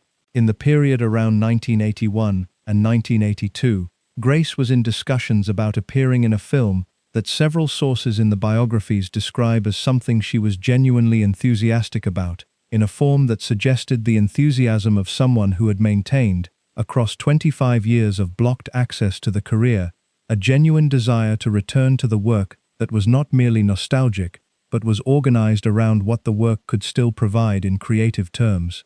The discussions did not produce a film. The specific circumstances of why they did not produce a film are described with less documentary precision in the biographies than the Marnie case, because the later discussions were less publicly advanced and therefore less thoroughly documented in the contemporary press record.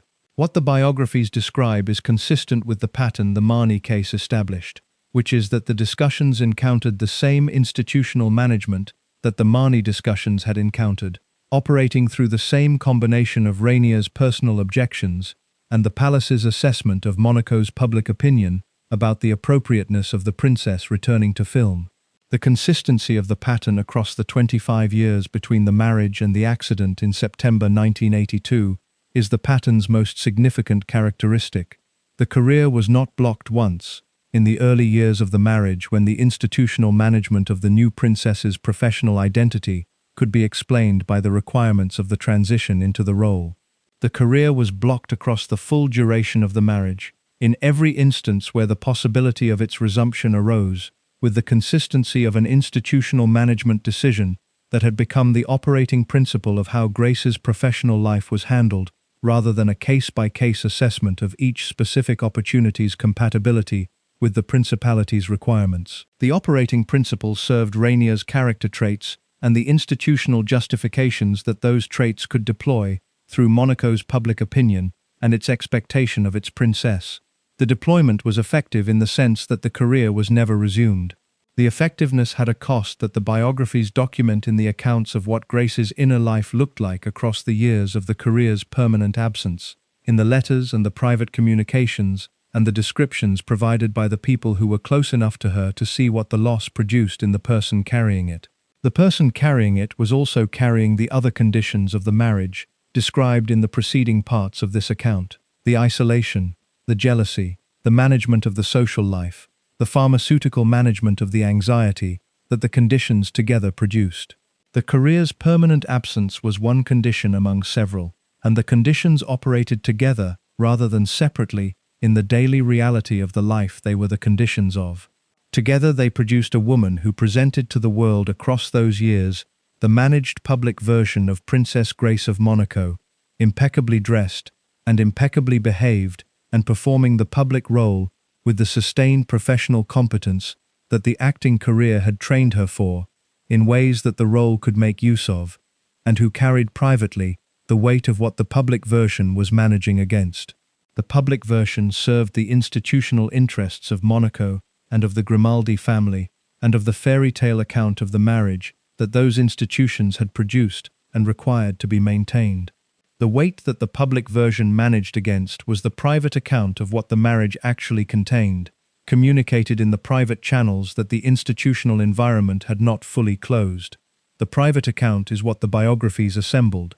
The assembly required the accounts of the people who had been in those private channels across the years of the marriage, the friends from before Monaco and the friends Grace had made inside it, and the family members who had maintained contact across the distance the marriage had placed between Grace and the world she had come from.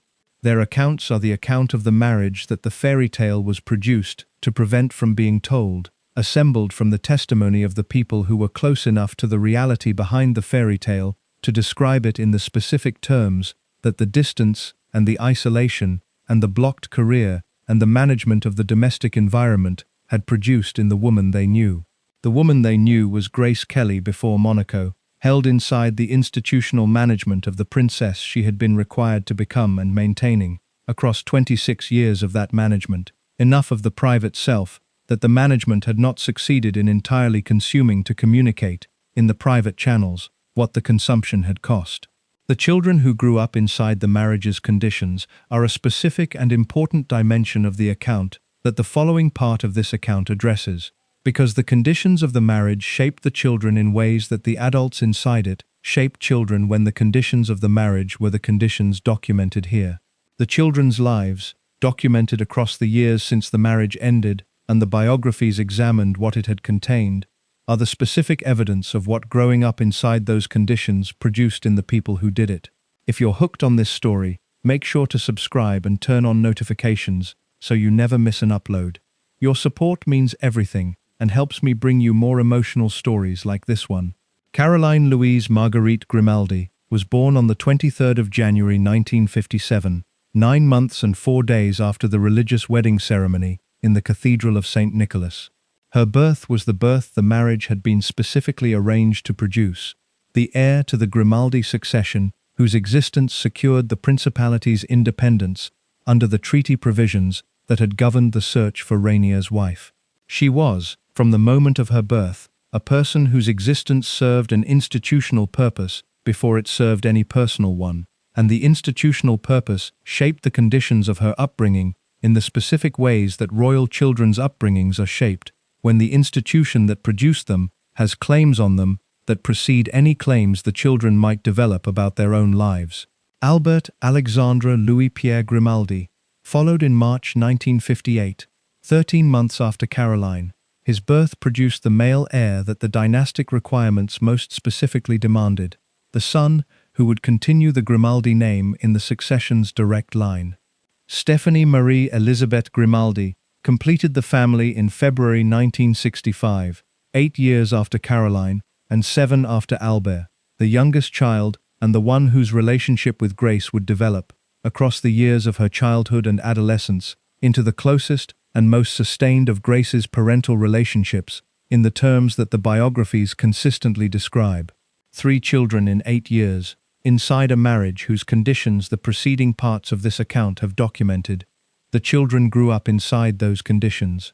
They grew up inside the palace that was their home, and Monaco's institutional environment, and the specific atmosphere that a marriage between 2 people whose private relationship had the character described in this account produces in the children who live inside it daily, absorbing the marriage's conditions, the way children absorb the environments they grow up in, not through analysis, but through the accumulated experience of what the environment feels like and what it requires of the people inside it. The palace was an unusual domestic environment for children, in ways that extended beyond its architectural grandeur.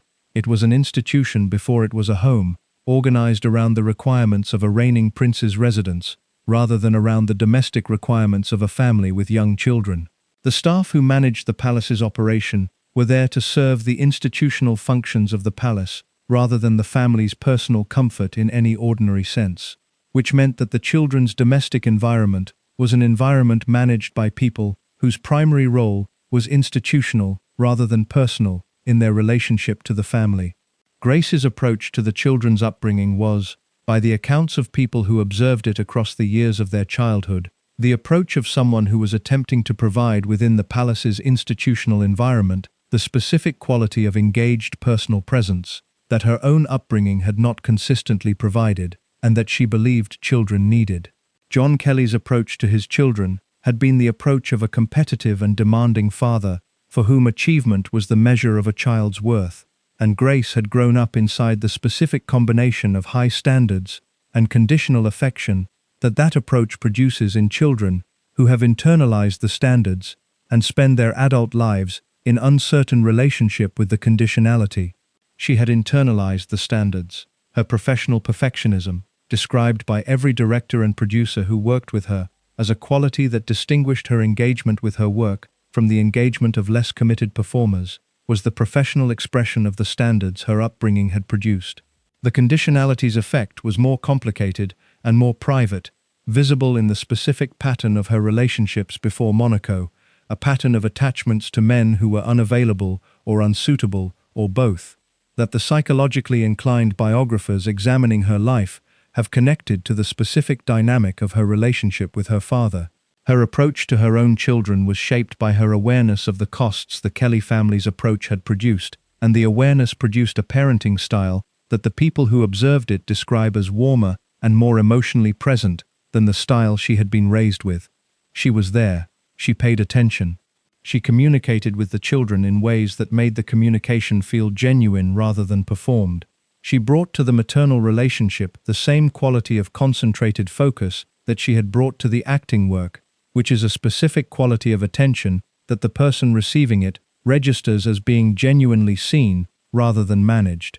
The attention operated inside the palace's institutional environment, which meant it operated with the specific constraints that the environment placed on every personal relationship within it. The children were watched. The household staff observed the family's daily interactions with the comprehensive presence of a large institutional domestic operation. Rainier's authority over the household extended to the children's upbringing in the ways that a reigning prince's authority naturally extends to everything within his principality's domestic arrangements, which meant that the decisions about the children's education and their social lives and the parameters of their daily existence were decisions made within the institutional framework that Rainier's authority determined. The children's education was managed through the framework that European royal children's education typically follows, through the combination of private schooling and the specific institutional preparation that children who will eventually be required to perform public roles receive. Caroline was educated at St. Mary's in Ascot, the English Catholic girls' school, and subsequently in Paris. Albert attended Le Rose in Switzerland, the same school his father had attended, before going on to Amherst College in Massachusetts, where the American dimension of his upbringing found an institutional home. Stephanie's education was less conventionally managed than her siblings, reflecting both her temperament and the specific circumstances of her adolescence, which included the accident on September 13, 1982, when she was 17 years old.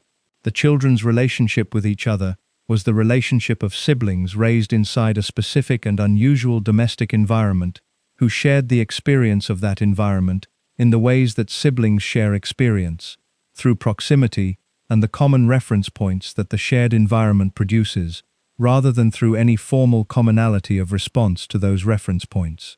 The three of them responded differently to the conditions of the Monaco childhood, in ways that their adult lives have continued to reflect, and the differences in their responses tell something about the specific dimensions of the childhood environment that each of them absorbed most directly. Caroline absorbed the specific combination of public performance requirement and private emotional restriction that the palace environment produced, with the quality of someone who had internalized both the performance requirement and the restriction sufficiently to reproduce both in her adult life. She was, from a young age, the child who most clearly combined Grace's social intelligence and public presentational skill with the specific difficulty of personal life that the palace environment produced in the people raised inside it. Her intelligence was apparent across her childhood and her academic career, described by the people who knew her in those years as a child who engaged with ideas with the specific quality of genuine curiosity rather than performance of engagement. Her adult romantic life produced the most publicly documented difficulties of the three children's private lives, organized across a series of relationships and marriages that the Monaco and international press covered with the specific intensity that a princess's romantic choices attract, when those choices are consistently generating the kind of coverage that confirms the press's sustained engagement is commercially justified. Her first marriage, to Philippe Junot in 1978, when Caroline was 20 and Junot was 38, was a marriage that proceeded over Grace's documented opposition, according to the biographies, and that ended in divorce in 1980. The age difference and the specific character of the man Caroline had chosen were concerns that Grace communicated to the people she trusted, in terms consistent with a mother who was watching her daughter make a choice she believed was a mistake. The choice was a mistake in the terms the divorce confirmed. What it also was, in the account that the biographies assemble from the people who observed it, was the choice of a young woman who had grown up inside a marriage that had specific characteristics and who was replicating, in the choice of her first husband, some of those characteristics in a form that the replication's specific dynamics produced. A young woman raised inside a marriage whose conditions included the jealousy and control of a powerful older man, choosing as her first husband a significantly older man with a reputation for the kind of social confidence that can read as control, was not making a random error. She was operating within the emotional template that her formation had produced. The Junot marriage and its aftermath produced a period of Caroline's adult life that the press covered as the romantic adventures of a princess in the specific register that the press applies to royal figures whose private lives are generating material that sells. The register did not serve Caroline in the sense of making the material accessible to the kind of understanding that would have placed it in the context of the formation that had produced it. The press's interest in Caroline's romantic life was commercial rather than analytical, and the commercial framing produced coverage that described her choices without examining the conditions that had shaped the capacity to make them. Her second marriage, to Stefano Casiraghi in 1983, produced 3 children and a period of the kind of domestic stability that the Junot marriage had not provided. Casiraghi was killed in a powerboat racing accident in October 1990, leaving Caroline a widow at 33, with 3 children under the age of 7. The loss was described by people close to Caroline in terms that reflected the specific quality of a grief that had a different character from the ordinary grief of bereavement, carrying the additional dimension of a loss that the particular conditions of Caroline's adult life had given a specific significance beyond the loss of a person she had loved. Casiraghi had provided something in her adult life that the preceding years had not consistently provided, and the specific character of what he had provided made the loss of it specific in ways that the accounts of people close to her reflect. Albert's adult life produced its own public difficulties, documented across the years in ways that the press covered with the sustained interest that an unmarried heir to a throne generates in the people who follow the succession's progress. His long bachelorhood was the subject of sustained public and press attention, organized around the question of when and whether he would marry and produce an heir, a question that had the specific character of dynastic urgency that the Grimaldi succession's history had given the production of heirs in Monaco. The paternity cases that became publicly known across the 1990s and 2000s added a specific dimension to the public account of Albert's adult life that the coverage of his bachelorhood had not prepared the Monaco public or the international press for, in the specific terms that the cases required to be understood. He acknowledged, in 2005, that he was the father of a son born in 1992 to a Togolese flight attendant named Nicole Coste. He acknowledged, also in 2005, a daughter born to an American woman named Tamara Rotolo. Two children, acknowledged publicly within weeks of each other, in a period of his life when the succession question was at the point of the most acute public focus. The acknowledgements were managed through the palace's communications apparatus, with the efficiency that the palace applies to disclosures it has not chosen to make, but that the circumstances have made inevitable.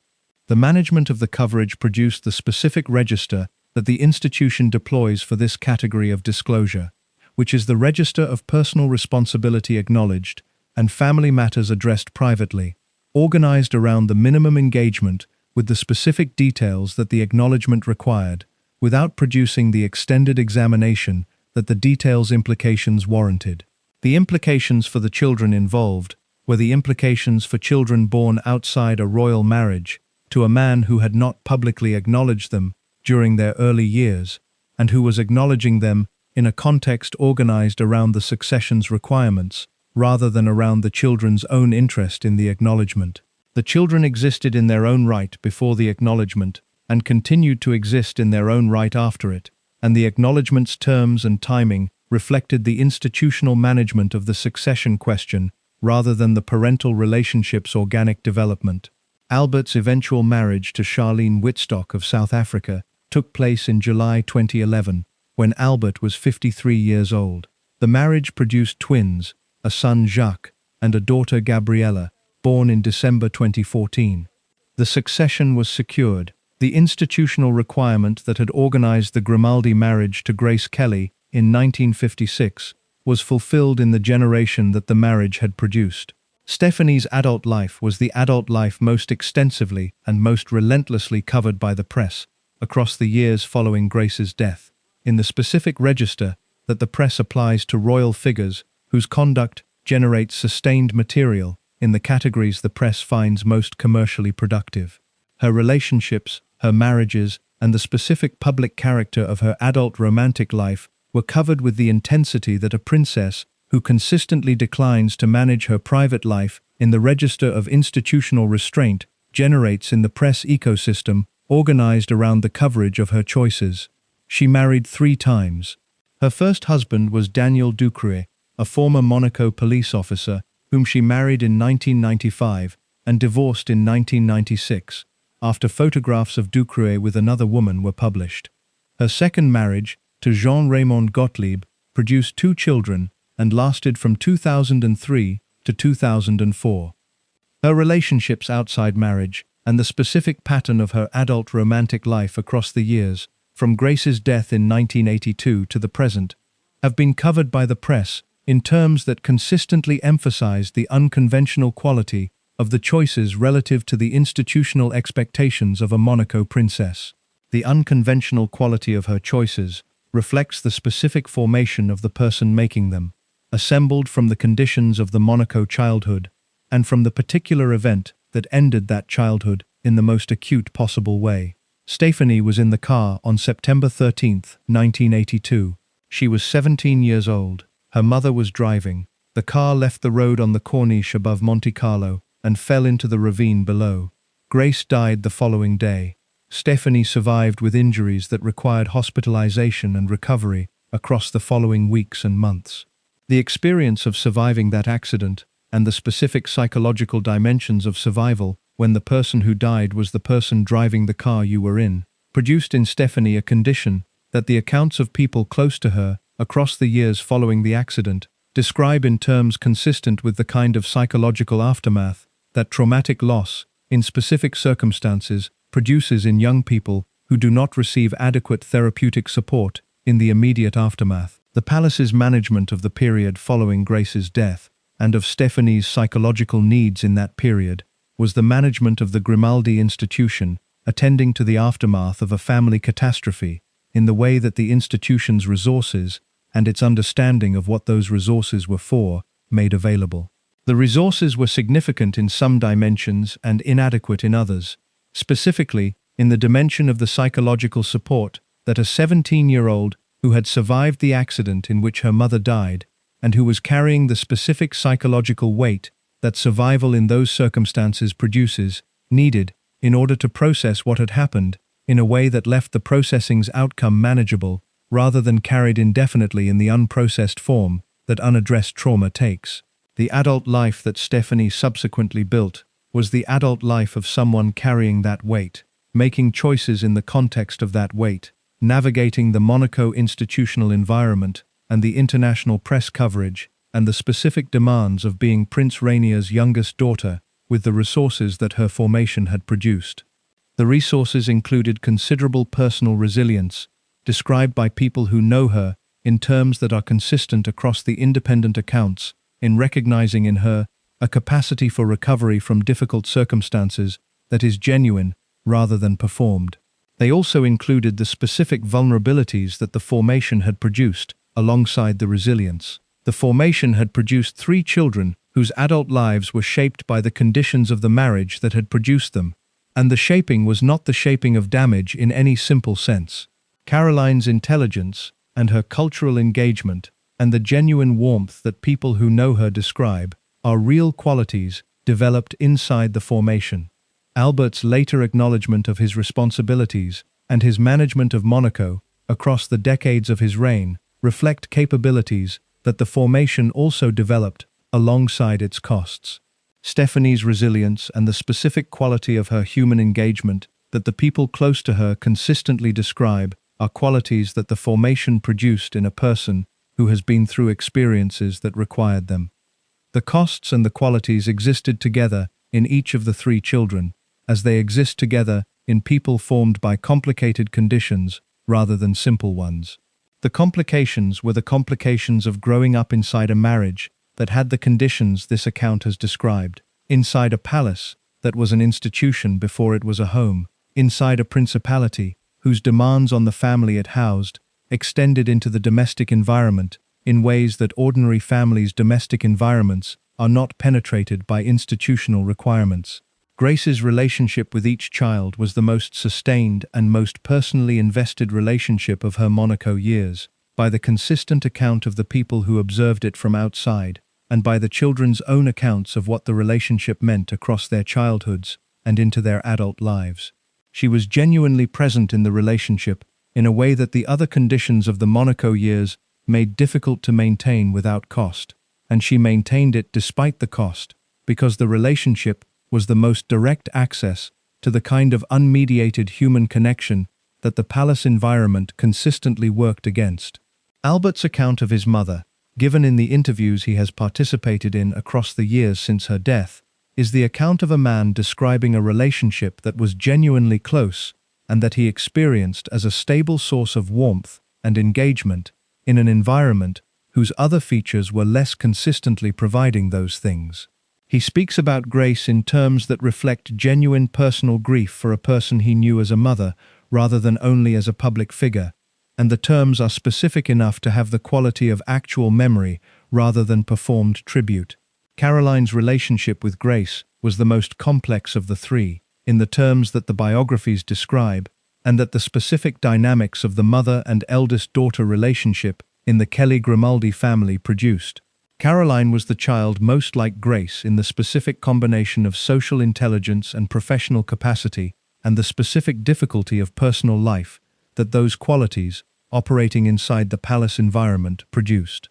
The similarity created both closeness and the specific kind of difficulty that similarity between a parent and a child creates, when the difficulty the parent has experienced is recognizable in the child's developing pattern, and when the parent's ability to help the child avoid that difficulty is limited by the institutional constraints the parent is operating within.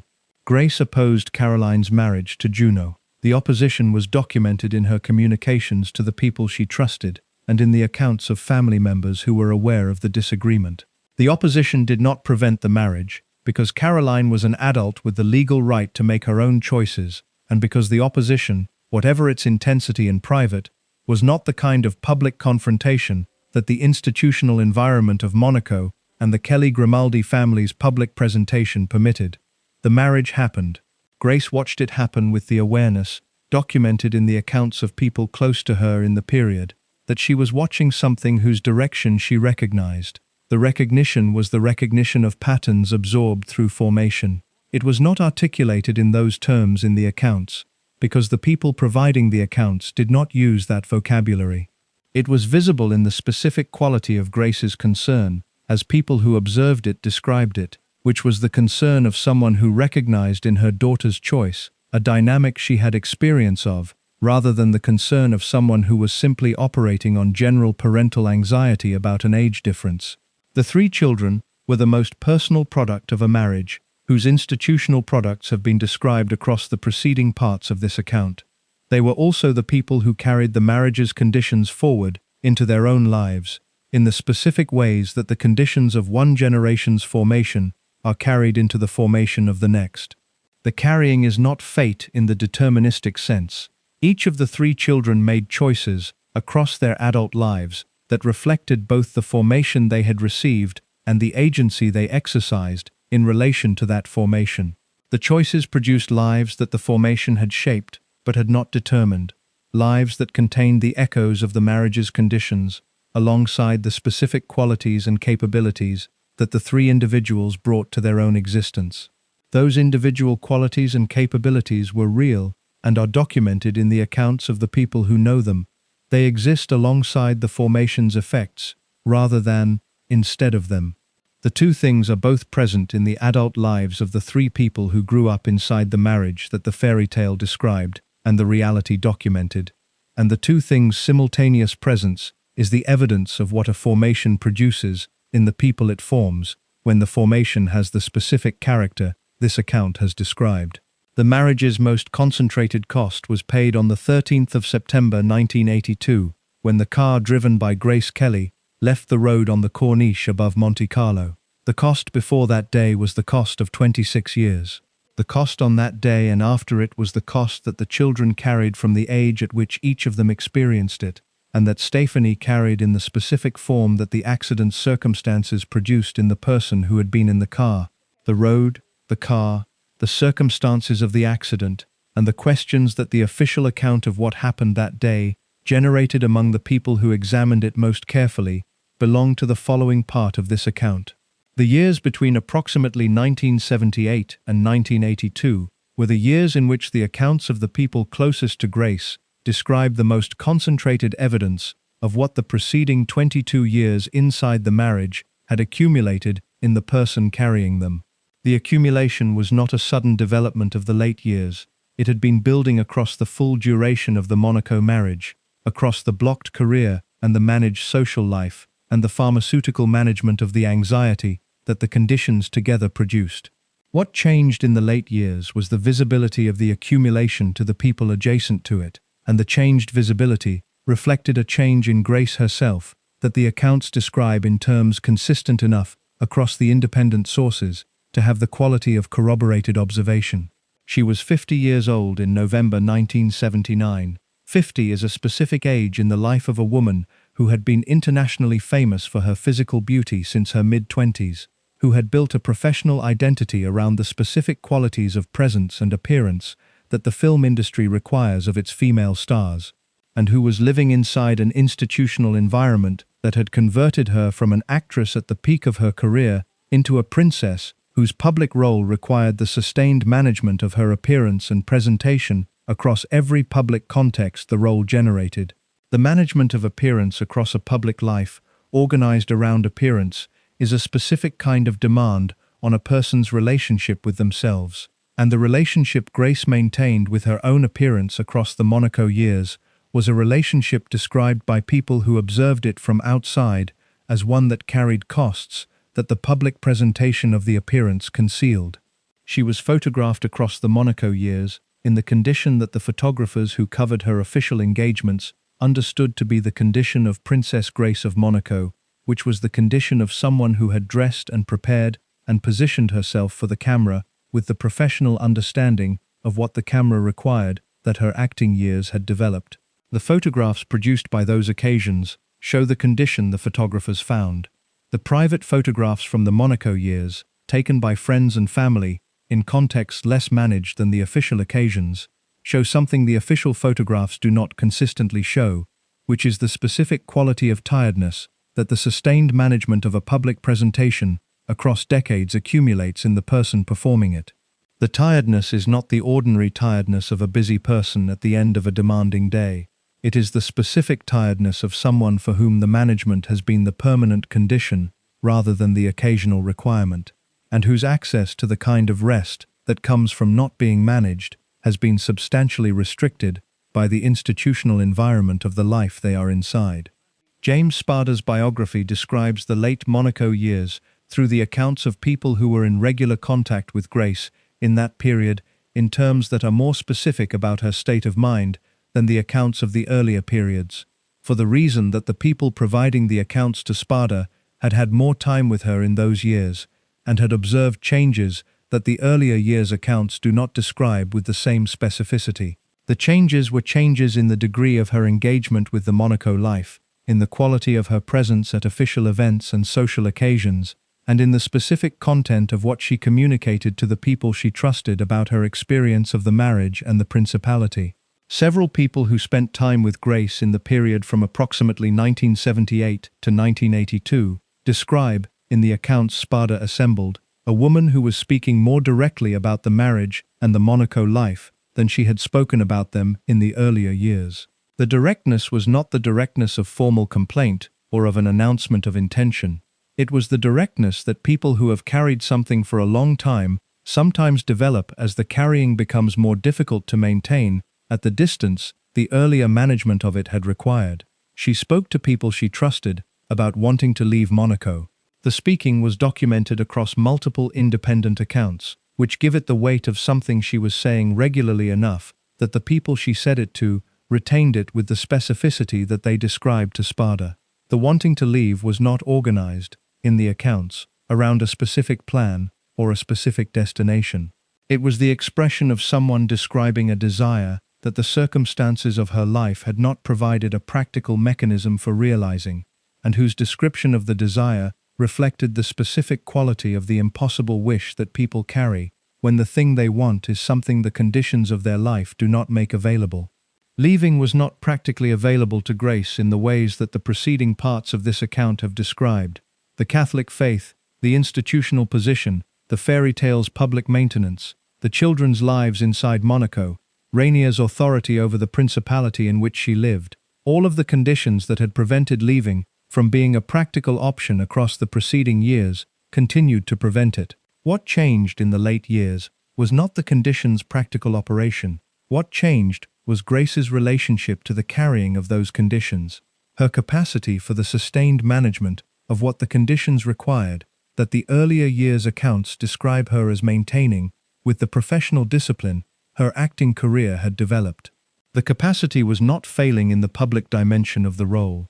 The accounts of Grace at official occasions and public events in the late Monaco years describe someone who was performing the public requirements of Princess Grace with the same sustained competence that had characterized the performance across the preceding decades. The failure, to the extent the accounts use that word, was in the private dimension, in the access to the internal resources that sustain the kind of sustained public performance Grace had been maintaining across 25 years, resources that require the private counterweight of rest and genuine personal engagement and the kind of creative activity that the Monaco years had not consistently provided.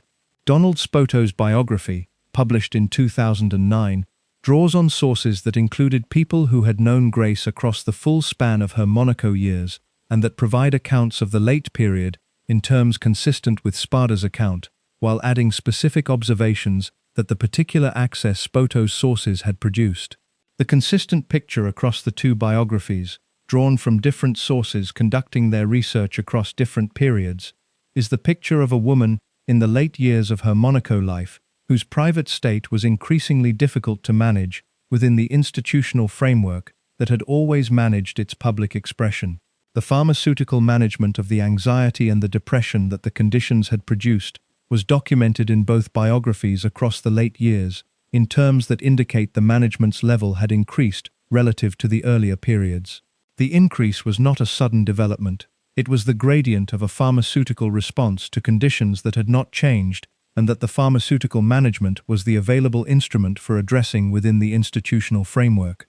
The doctors who attended Grace were the palace's doctors, operating within the palace's institutional framework, and the management they provided was the management of the symptoms that the conditions produced, rather than the management of the conditions. The specific state of Grace's health in the months before the accident on September 13, 1982, is a matter that the biographies approach with the caution appropriate to biographical accounts of a person's medical history that are assembled from sources outside the treating physicians. What the sources outside the treating physicians described, consistently across the accounts that the biographies draw on, was someone in a state of health that the people around her observed as different from the state they had observed in the preceding years. The difference was described in terms of energy, of the quality of her engagement with the daily requirements of her life, and of the specific quality of her presence at the occasions where her presence was required. She had been in Paris in the weeks before the accident, staying in the apartment the family maintained there, and attending to the various engagements that her Paris presence generated. The Paris period was a period that the people she saw during it describe as a period in which she was not in the state that her standard public presentation maintained. The descriptions are careful rather than specific in the clinical sense, reflecting the accounts of people who observed her without the clinical framework required to convert what they observed into a medical description. They describe someone who was tired, who was not presenting the managed version of herself that the official occasions required, with the ease that the management usually achieved, and who was communicating to the people she was with something about the quality of her experience at that point that the people receiving the communication found concerned them. She drove herself and Stephanie from Paris back to Monaco on the morning of September 13th. The drive was not itself unusual, in the sense that Grace drove that road with some regularity and was familiar with its requirements.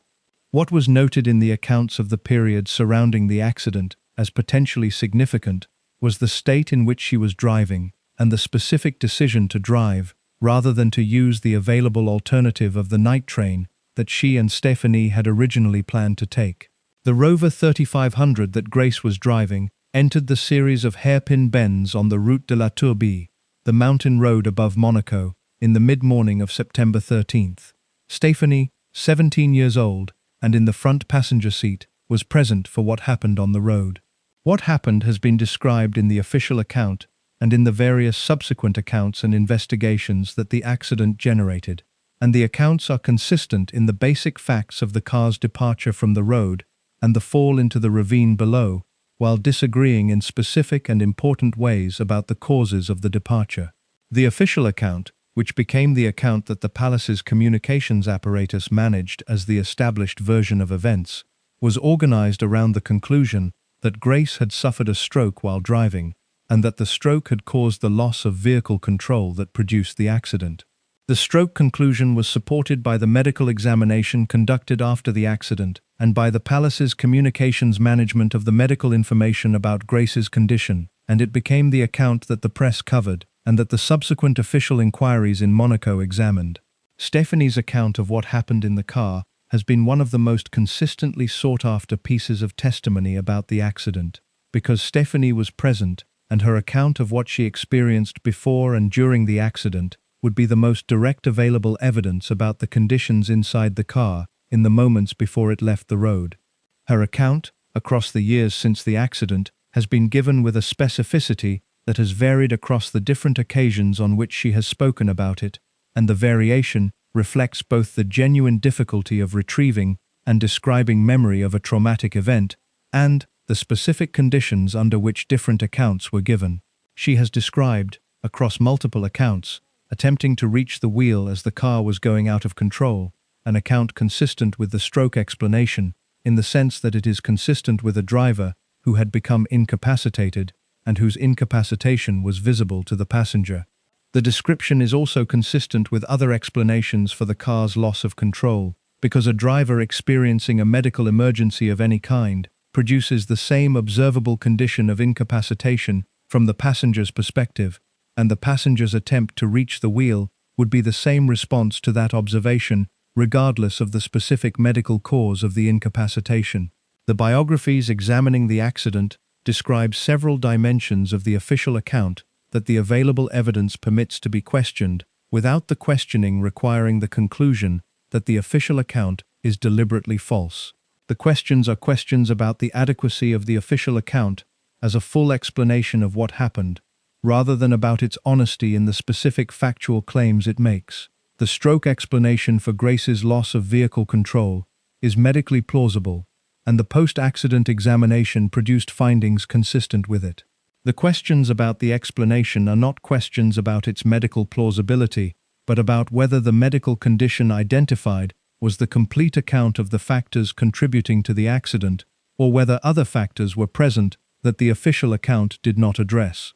The factors that the biographies identify as potentially relevant include the specific state of Grace's health in the period preceding the accident, which the sources outside the treating physicians describe in terms suggesting she was not well, in ways that preceded and potentially predisposed the stroke, if the stroke was the cause.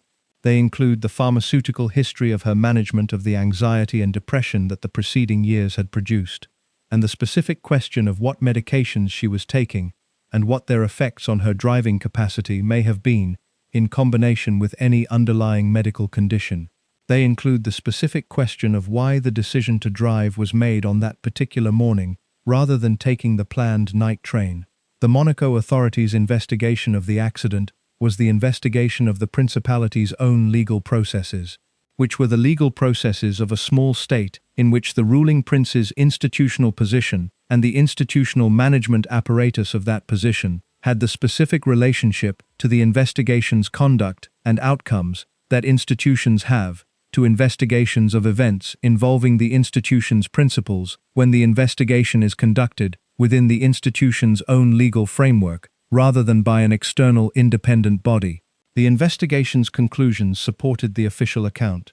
The investigation's conduct within the Monegasque legal framework did not produce the independent examination of the available evidence that an investigation conducted by an external independent body would have provided.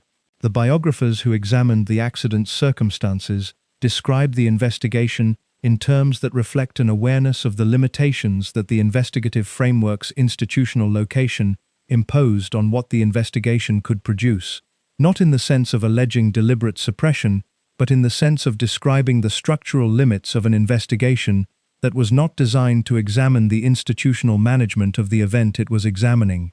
The response time question is one of the specific dimensions of the accident's aftermath that the accounts describing it find difficult to reconcile with the official account's completeness.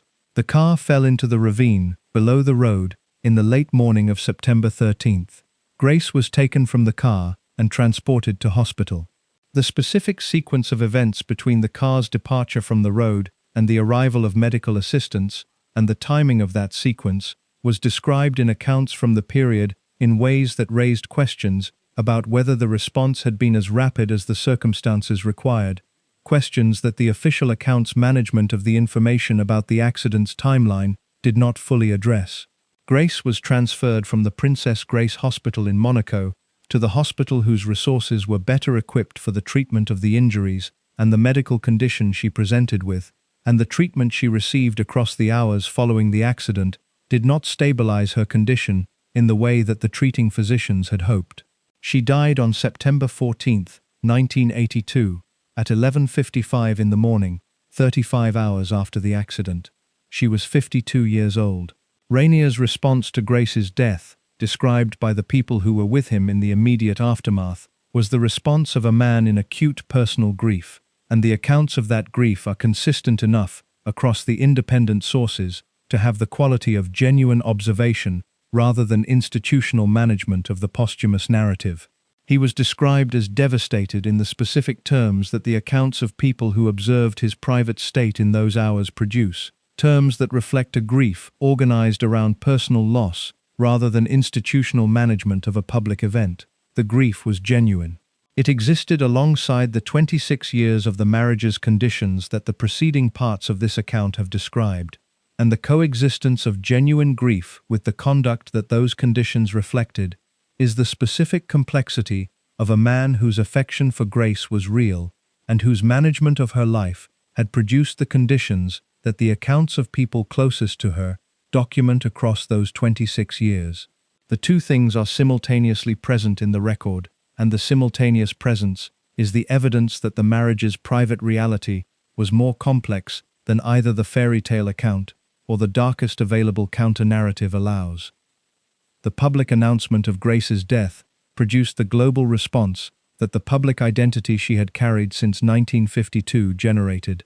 Messages arrived from heads of state and from the Hollywood figures who had known her in her professional life, and from the general public in the specific form of collective response to the death of a person who had occupied a prominent place in the public imagination across 3 decades.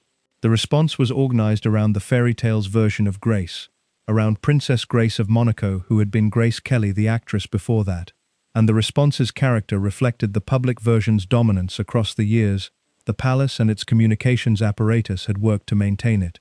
The private version, the version assembled from the accounts of the people who had been inside the Monaco years with Grace, or adjacent to them, was the version that the biographies would subsequently assemble from those accounts in the years following her death. The biographies were the mechanism through which the private version entered the public record in a form that the institutional management of the fairy tale had been organized against, and they entered it with the authority of assembled testimony from multiple independent sources, rather than with the authority of a single account that the institutional management could position as partial or motivated. Spada's biography appeared in 1987, 5 years after Grace's death. Spoto's appeared in 2009, Lacey's in 1994. The accumulation of biographies across the years following the death produced an accumulating public account of the marriage's private reality that moved the understanding of what the Monaco years had contained from the fairy tale's version toward the version that the accounts of the people who had been inside those years described. The movement was gradual, and the fairy tale's version has maintained a presence in the public understanding of Grace Kelly that the biographies have complicated rather than displaced. The displacement has not been complete because the fairy tale was constructed with sufficient institutional force and distributed with sufficient institutional reach that its presence in the public consciousness is not something that subsequent biographical revision fully removes. It remains in the photographs and in the films, and in the specific cultural currency that the name Grace Kelly carries, a currency whose value is partly organized around the fairy tale's version of what that name represents. The private version is in the biographies. The biographies are in the public record. The public record contains both versions, and the gap between them is the gap that the institutional management of the fairy tale was produced to prevent from becoming visible to the people who received the fairy tale as the account of what Grace Kelly's life in Monaco had been. The accident and the death closed the 26 years of the life inside the cage.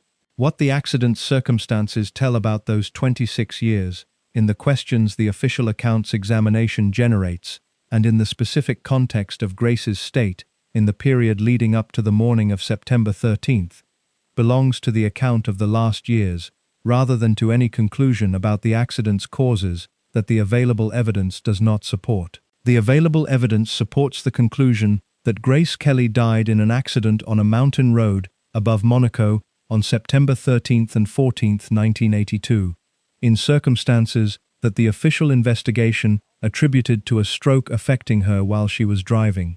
The evidence also supports the conclusion that the 26 years preceding that accident had produced a specific condition in the person driving the car, and that the condition was the product of the marriage and the principality and the management of those conditions that the preceding parts of this account have described.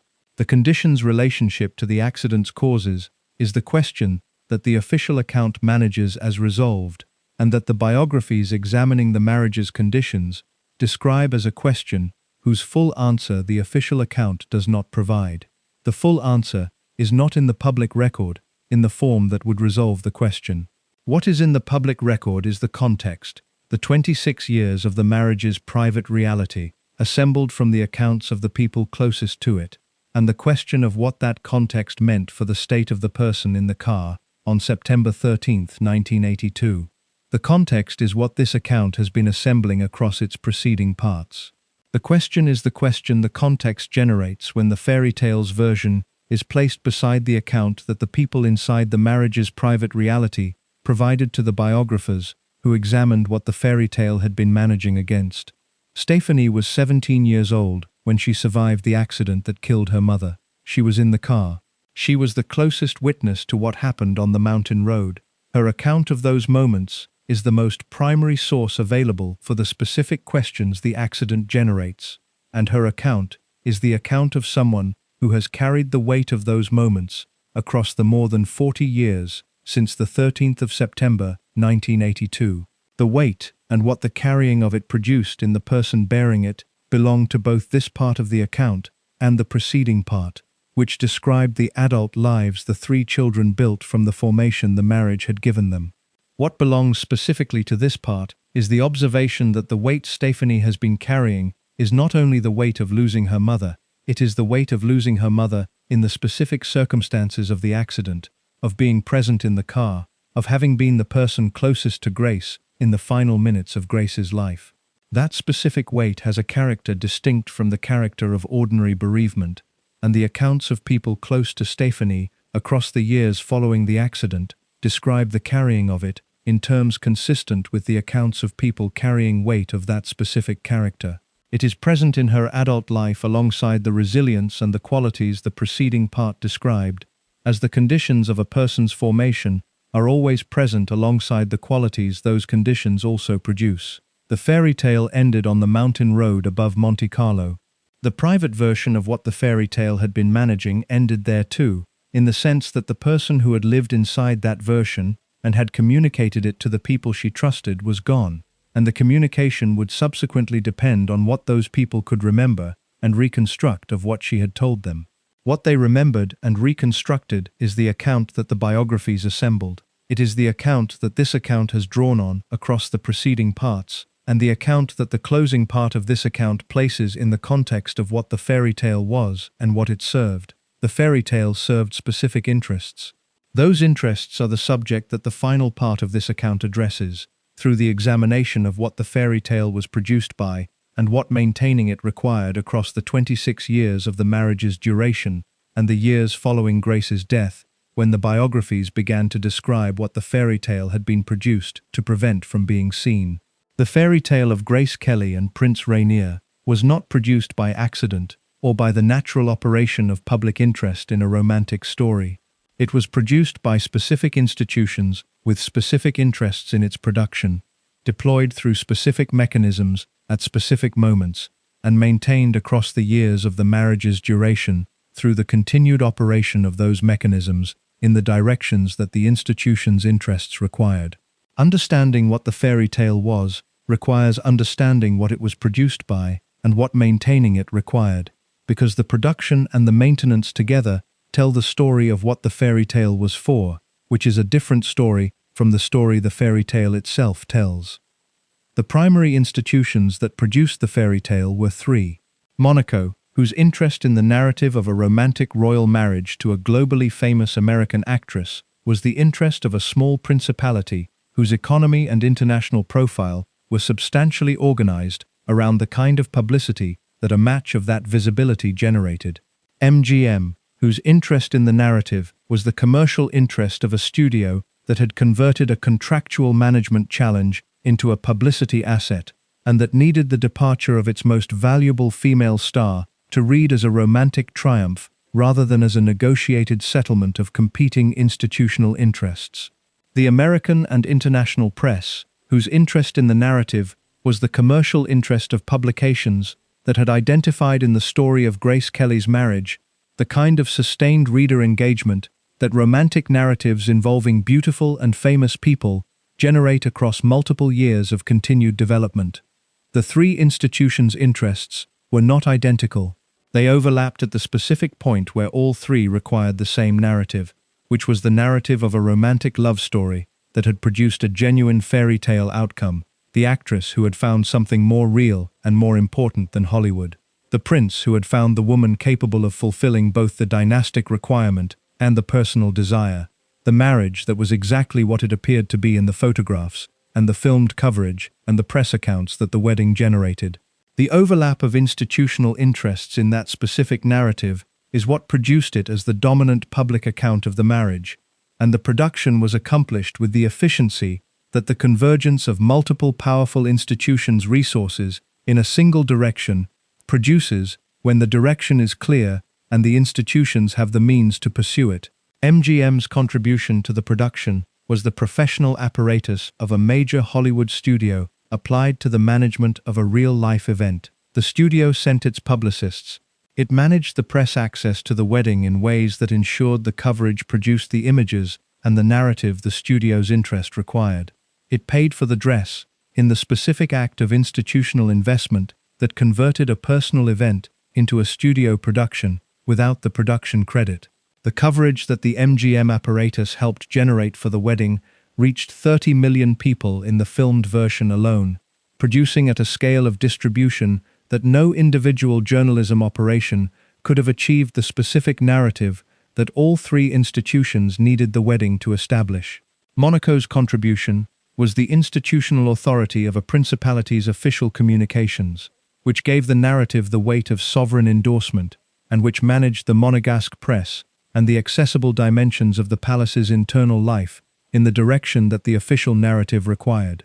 The palace's communications operated throughout the marriage years in the direction of maintaining the fairy tale's version as the account of what the marriage contained, through the managed access to the prince and princess that the palace controlled, and through the briefings and the official statements that shaped the press coverage of the marriage's major events. The press's contribution was the commercial infrastructure of publications in multiple countries whose interest in the story of Princess Grace was the interest that sustained reader engagement generates in publications organized around that engagement as their commercial model. The royal and celebrity press coverage of the Monaco marriage across the 26 years of its duration was coverage organized around the fairy tale's version, because the fairy tale's version was the commercially productive version, the version that generated the specific quality of aspirational reader investment that romantic narratives involving beautiful and wealthy and famous people sustain across years of continued development. The specific commercial productivity of the fairy tale's version depended on the version's maintenance, which is the characteristic of commercial narratives organized around reader investment in a romantic story. The investment requires the story to continue in the direction of the investment's initial premise, which means the story must continue to be the story it appeared to be when the investment was made. A story that is revealed to be something other than it appeared to be is a story that retroactively converts the investment into something uncomfortable, and the press's commercial interest in maintaining the reader's investment is therefore a structural interest in maintaining the version of the story that the investment was organized around.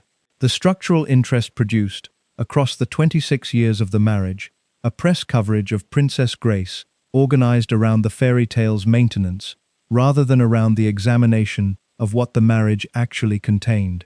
The examination would have required access to the private dimension of the marriage that the palace's management of the press access did not provide, and it would have required a willingness to convert the commercially productive romantic narrative into the less commercially productive account of a complicated marriage inside an institutional cage, a conversion that the commercial interests organized around the romantic narrative actively discouraged.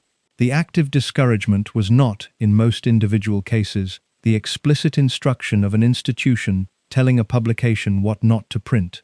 It was the structural condition of a press ecosystem organized around access relationships with the palace that gave the publications inside those relationships a financial interest in maintaining the relationships, and the maintenance of the relationships required coverage that the palace found acceptable, rather than coverage that examined what the palace's management of Grace's life was producing in the person being managed. The coverage that the palace found acceptable was the coverage of Princess Grace performing the public role with the sustained competence that the performance required. The coverage of the official engagements and the charitable work and the social occasions that the Monaco calendar generated, produced through the press access that the palace controlled, was the coverage that the palace's management of its communications produced when the management was operating as it was designed to operate. The palace provided the access. The press produced the coverage. The coverage maintained the fairy tales version. The maintenance served the palace's interest, the press's commercial interest, and the MGM interest in the legacy of the Studios Association with Grace Kelly's public identity. The people who were providing the private version to each other, in the letters and the private conversations, and the accounts that the biographies would subsequently draw on, were operating in the private channels that the institutional management had not fully closed, rather than in the institutional channels that the management controlled. The private channels were the channels of friendship and family relationship and the specific trust that sustained personal connection produces, and the information moving through those channels was moving in a direction the institutional management was not equipped to prevent, because the channels were not the institutional channels the management was designed to operate on. Grace's letters are the most primary of the primary sources that the private version exists in, because they are the contemporary documents of a person describing her experience in real time, rather than the retrospective accounts of people describing what they remember of what she told them. The portions of her letters that have been published in the biographies and cited in the accounts examining the marriage show a person whose private communications were consistently different in register from the public version the palace was maintaining. The register of the private communications was the register of direct personal expression, of someone describing what she was experiencing, without the management that the institutional channels required. The management that the institutional channels required was the management of the public figure rather than the person, the management of Princess Grace rather than Grace Kelly, and the distinction between those two identities was the distinction that the private communications crossed by their nature. A letter to a trusted friend is a communication from the person rather than from the public figure, and the person's communications described a private reality that the public figure's communications were organized around not describing. The biographies that assembled the private version from the accounts of the people who had been in those private channels were performing a specific act of biographical reconstruction that required the accumulation of multiple independent accounts rather than a single primary source, because the palace's management of the marriage's primary documentation had produced a situation in which the most direct private sources, Grace's own correspondence in its full extent, were not available for examination in that full extent. The letters that were available in the portions published and cited were sufficient to establish the register and some of the specific content of Grace's private communications. The full correspondence was not publicly accessible in the form that would allow its complete examination. The inaccessibility of the full correspondence is the institutional management's most enduring achievement in the specific case of the primary sources. The prevention of the most direct primary evidence of Grace's private experience from entering the public record in its complete form. The portions that have been published are published because they were cited by biographers with access to specific letters, not because the full correspondence was made available for public examination. The difference between what the portions show and what the full correspondence would show is the gap that the institutional management of the primary sources has maintained as a feature of the public record's incompleteness. The incompleteness extends beyond the correspondence to the broader category of primary documentation about the marriage's private life that the palace's management of its own records determined. The palace's records of the marriage's domestic operation, of the decisions made about Grace's professional life and her social arrangements, and the management of her access to the world she had come from, are the palace's records, maintained within the palace's institutional framework and accessible on the terms that the palace's institutional management of its historical record allows. The biographers who examined the marriage's private reality were examining it from the outside, drawing on the accounts of people adjacent to the palace records rather than on the records themselves, and the accounts from outside are the accounts available rather than the accounts whose completeness the inside access would have provided. The biographies produced from those outside accounts are the most complete available public examination of the marriage's private reality, and their completeness is the completeness of assembled testimony from multiple independent sources rather than the completeness of inside access to the primary documentation. The assembled testimony is substantial. It is drawn from enough independent sources describing consistent observations to have the corroborative quality that gives biographical accounts their authority when the sources are independent of each other and consistent in what they describe.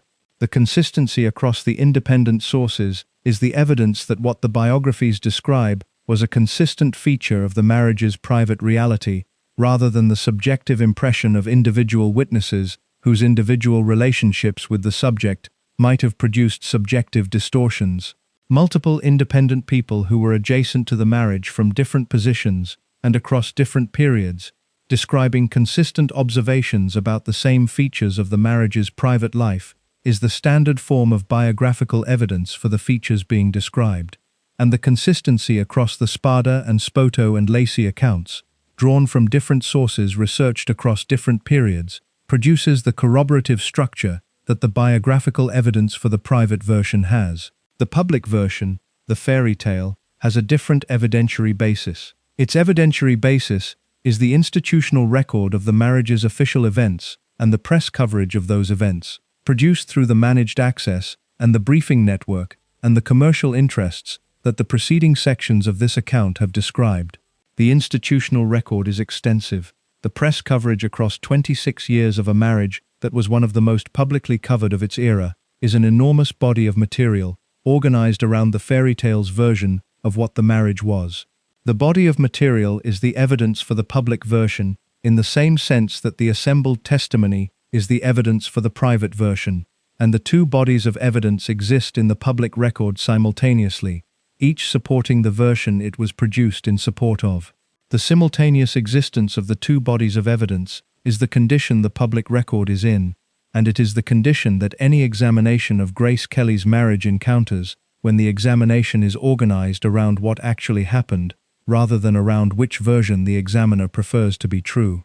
The examination cannot resolve the conflict between the versions by establishing one as definitively true and the other as definitively false, because both versions have evidentiary support in the specific evidence that their production generated, and the evidence for the public version is the evidence of institutional management rather than of independent observation, while the evidence for the private version is the evidence of independent observation rather than of institutional management.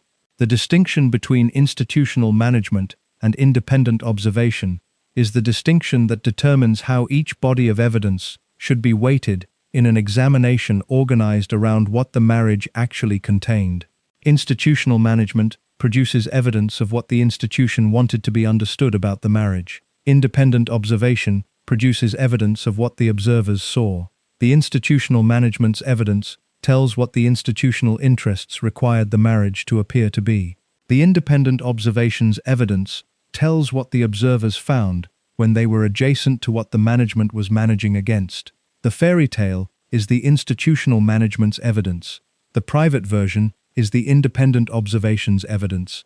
The conflict between them is the conflict between what the institutions required the marriage to appear to be and what the people adjacent to the marriage's private reality observed it to contain. The institution's requirements were not arbitrary. They were organized around real interests that the marriage served in real ways. Monaco's interest in the marriage's fairy tale version was the interest of a principality whose international profile and economic position were substantially enhanced by the specific kind of global publicity that the marriage generated and that the fairy tale's version sustained. The enhancement was real. The publicity generated by Grace Kelly's presence in Monaco changed Monaco's international standing in measurable ways across the years of the marriage.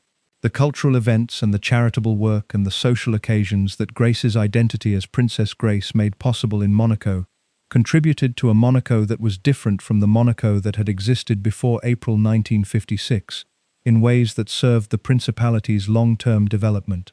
The real institutional benefits of the marriage for Monaco do not resolve the conflict between the fairy tale's version of what the marriage contained and the private version, because the benefits were not Grace's benefits, they were Monaco's benefits, produced at Grace's cost, and the cost was the cost documented in the private version's evidence, rather than in the institutional management's production of the fairy tale. Monaco benefited from the marriage in ways that are documented in the principality's international profile across the 26 years.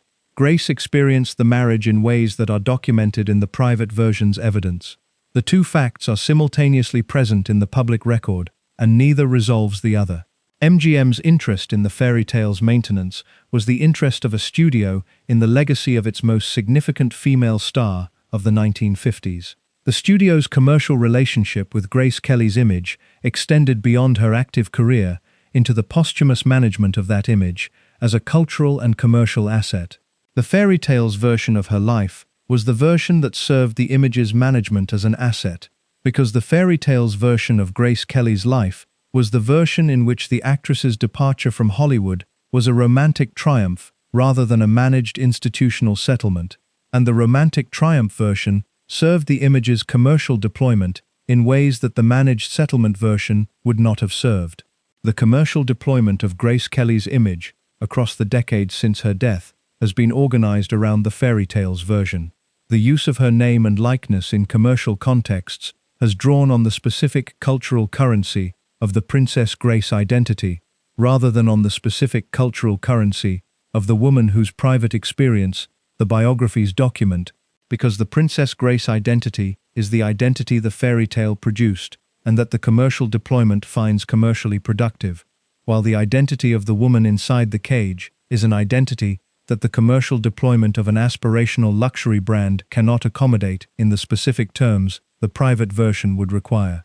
The commercial deployment is an institutional production organized around the fairy tale's version's commercial utility. It is not independent evidence for the fairy tale's version's accuracy as an account of the marriage's private reality.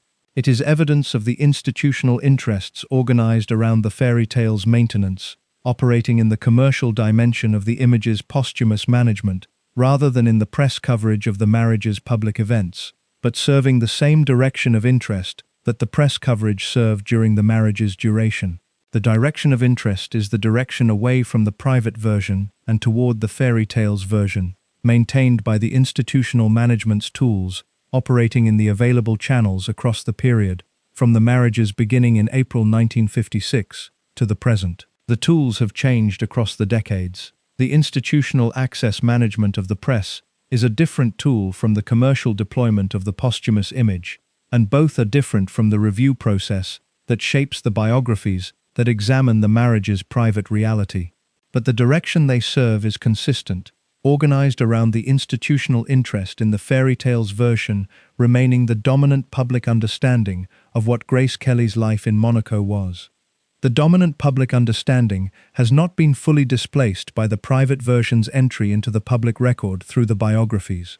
The fairy tale's version retains a presence in the public consciousness that the biographical revision has complicated rather than resolved, for the specific reason that the fairy tale's version was distributed across the full 26 years of the marriage through the institutional mechanisms that the preceding sections have described, reaching every available press market simultaneously and producing in each the specific coverage that the institutional management had organized to produce. The distribution was accomplished at a scale and with a consistency that the biography's subsequent entry into the public record has not matched, because the biographies entered the record as individual publications produced across different years by different authors for different publishers, rather than as a coordinated simultaneous distribution through the institutional channels that the fairy tale's version used to establish itself as the dominant account. The coordination of the institutional production and the subsequent decoordination of the biographical revision produced the asymmetry in their public presence that the fairy tale's continued cultural dominance reflects. The cultural dominance is visible in the specific way that Grace Kelly's name operates in public discourse. The name carries the fairy tale's version of what it represents. When people cite Grace Kelly as a reference point for elegance or composure, or the specific combination of beauty and intelligence that the fairy tale's version of her public identity organized itself around, they are citing the institutional production rather than the person whose private experience the biographies document. The institutional production is what the name carries in the public consciousness, and the institutional production was organized around the interests of Monaco and MGM and the commercial press, rather than around an accurate account of what the name's owner was experiencing inside the marriage whose public presentation produced the name's current cultural currency. The currency's value is high. Grace Kelly's name is deployed in commercial contexts across luxury branding and fashion and cultural reference with a frequency and an authority that reflect the fairy tale's success in establishing a specific identity around the name that the commercial deployment finds valuable. The value is organized around the fairy tale's version of what the name represents, and the fairy tale's version is the version the institutional production created, rather than the version the private experience documented. What the fairy tale actually was, assembled from the evidence of how it was produced and what it required for its maintenance, was the institutional management of a person's public identity in the interests of the institutions that benefited from the management. The management was accomplished through the mechanisms that large institutions with converging interests apply when the direction of their interests is consistent and the available management tools are adequate to the task. The mechanisms operated across 26 years with sufficient efficiency to establish and maintain a dominant public account of Grace Kelly's life in Monaco that was substantially different from the account that the people inside that life provided to the biographers who subsequently examined it. The biographers are the mechanism through which the private version entered the public record in a form capable of challenging the dominant account. Spada's 1987 biography assembled the private version from over 200 interviews across the period immediately following Grace's death, when the accounts of the people closest to the marriage were most accessible and their specific memories of specific observations were most retrievable. Spoto's 2009 account assembled a later period version from sources who had had 27 years to consider what they had seen and who provided accounts shaped by that consideration alongside the original observation. Lacey's 1994 account added further testimony from people whose access to Grace across the marriage years had produced observations that the earlier biographies had not fully incorporated. The accumulated biographies constitute the most substantial public examination of the marriage's private reality available, and the examination's substance is the evidence of the private version's claim to be an accurate account of what the marriage actually contained. The claim is made through the assembled testimony of the independent observers, rather than through the institutional channels that the fairy tale's version used, and the claim's authority comes from the testimony's independence and its consistency, rather than from the institutional weight that the fairy tale's production brought to the establishment of the dominant account. The authority of the independent testimony and the authority of the institutional production are the two forms of authority in conflict in the public records account of what Grace Kelly's marriage to Prince Rainier actually was. The conflict has not been resolved in the public consciousness in the direction that the biography's accumulation might have suggested it would be resolved, because the fairy tale's institutional production had a head start of 26 years and the resources of three powerful institutional interests working in the same direction, and the biographical revision has entered the public record across decades of individual publication without the coordination and the simultaneous distribution that the institutional production commanded. The head start and the coordination and the resources are what the fairy tale actually was, in the specific sense of what produced its dominance and what maintained that dominance across the years of the marriage and the decades since Grace's death. The romantic story was the content, the institutional production was the mechanism.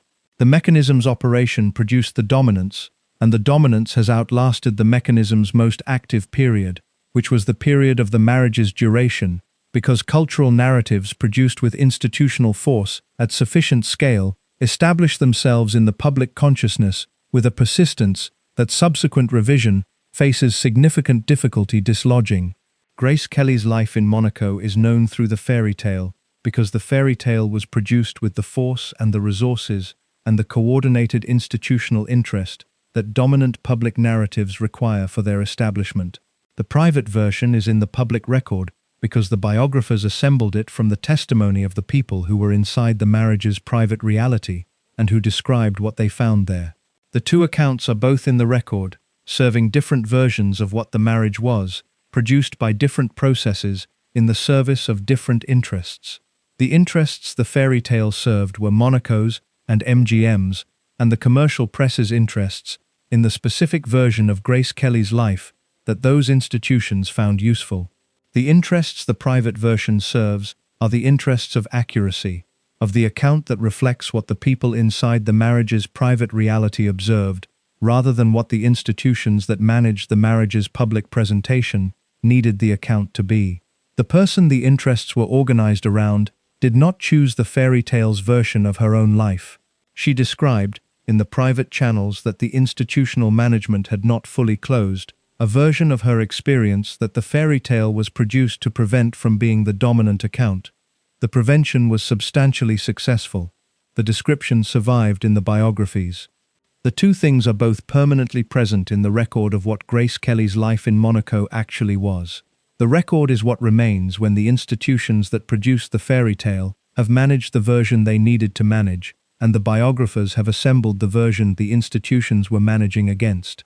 Both versions are in it. The reading of both, against the evidence that each version draws on, is what the following and final section of this account offers, in the terms that the closing of a 26-year account of a marriage that was never what it was presented as being, requires. Grace Kelly arrived in Monaco in April 1956 on a ship, standing on the deck in a large brimmed hat, and the photographers in the boats below her were taking the photographs that the world would receive as the beginning of a fairy tale. The fairy tale was already being produced. MGM's publicity apparatus was managing the press access.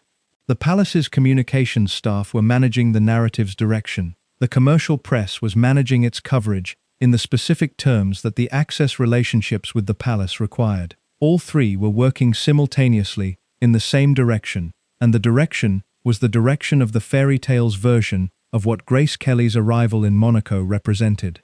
She was 26 years old. She had made 11 films in 4 years and won the Academy Award, and worked with Alfred Hitchcock in ways that Hitchcock described to the people in his orbit as the most complete screen performance he had encountered. She was at the precise peak of what her career could become. She never made another film. The 26 years that followed her arrival produced the evidence that the biographies assembled from the accounts of the people who were inside those years with her. The evidence is the evidence of the private version of what the fairy tale was managing against, assembled from over 200 interviews in one biography alone, consistent across the independent accounts in what they describe, organized around the observations of people whose proximity to the marriage's private reality gave them the specific access to its conditions that the institutional management of the fairy tale was designed to prevent from reaching the public record. The evidence describes a cage with beautiful views, a blocked career, a jealous husband whose institutional authority gave his characters specific traits mechanisms for their operation that ordinary marriages do not provide, an isolation from the world she had come from that the geography of the principality and the palace's social architecture made physical as well as emotional, a pharmaceutical management of the conditions that these things together produced. A final decade in which the carrying of the accumulated weight of 22 years became progressively more difficult to manage at the distance the management of the public presentation required. A mountain road above Monte Carlo, on the morning of September 13, 1982, the price of the story was paid by the person the story was about, across 26 years of living inside the version of her life that the institutions, with interests in its production, had decided was the version they required. The paying was documented in the private channels the institutional management had not fully closed, in the letters and the private conversations and the accounts of the people she trusted, and it is in the public record in those forms for anyone who examines the record with attention to both what the institutions produced and what the person inside the institutional production described.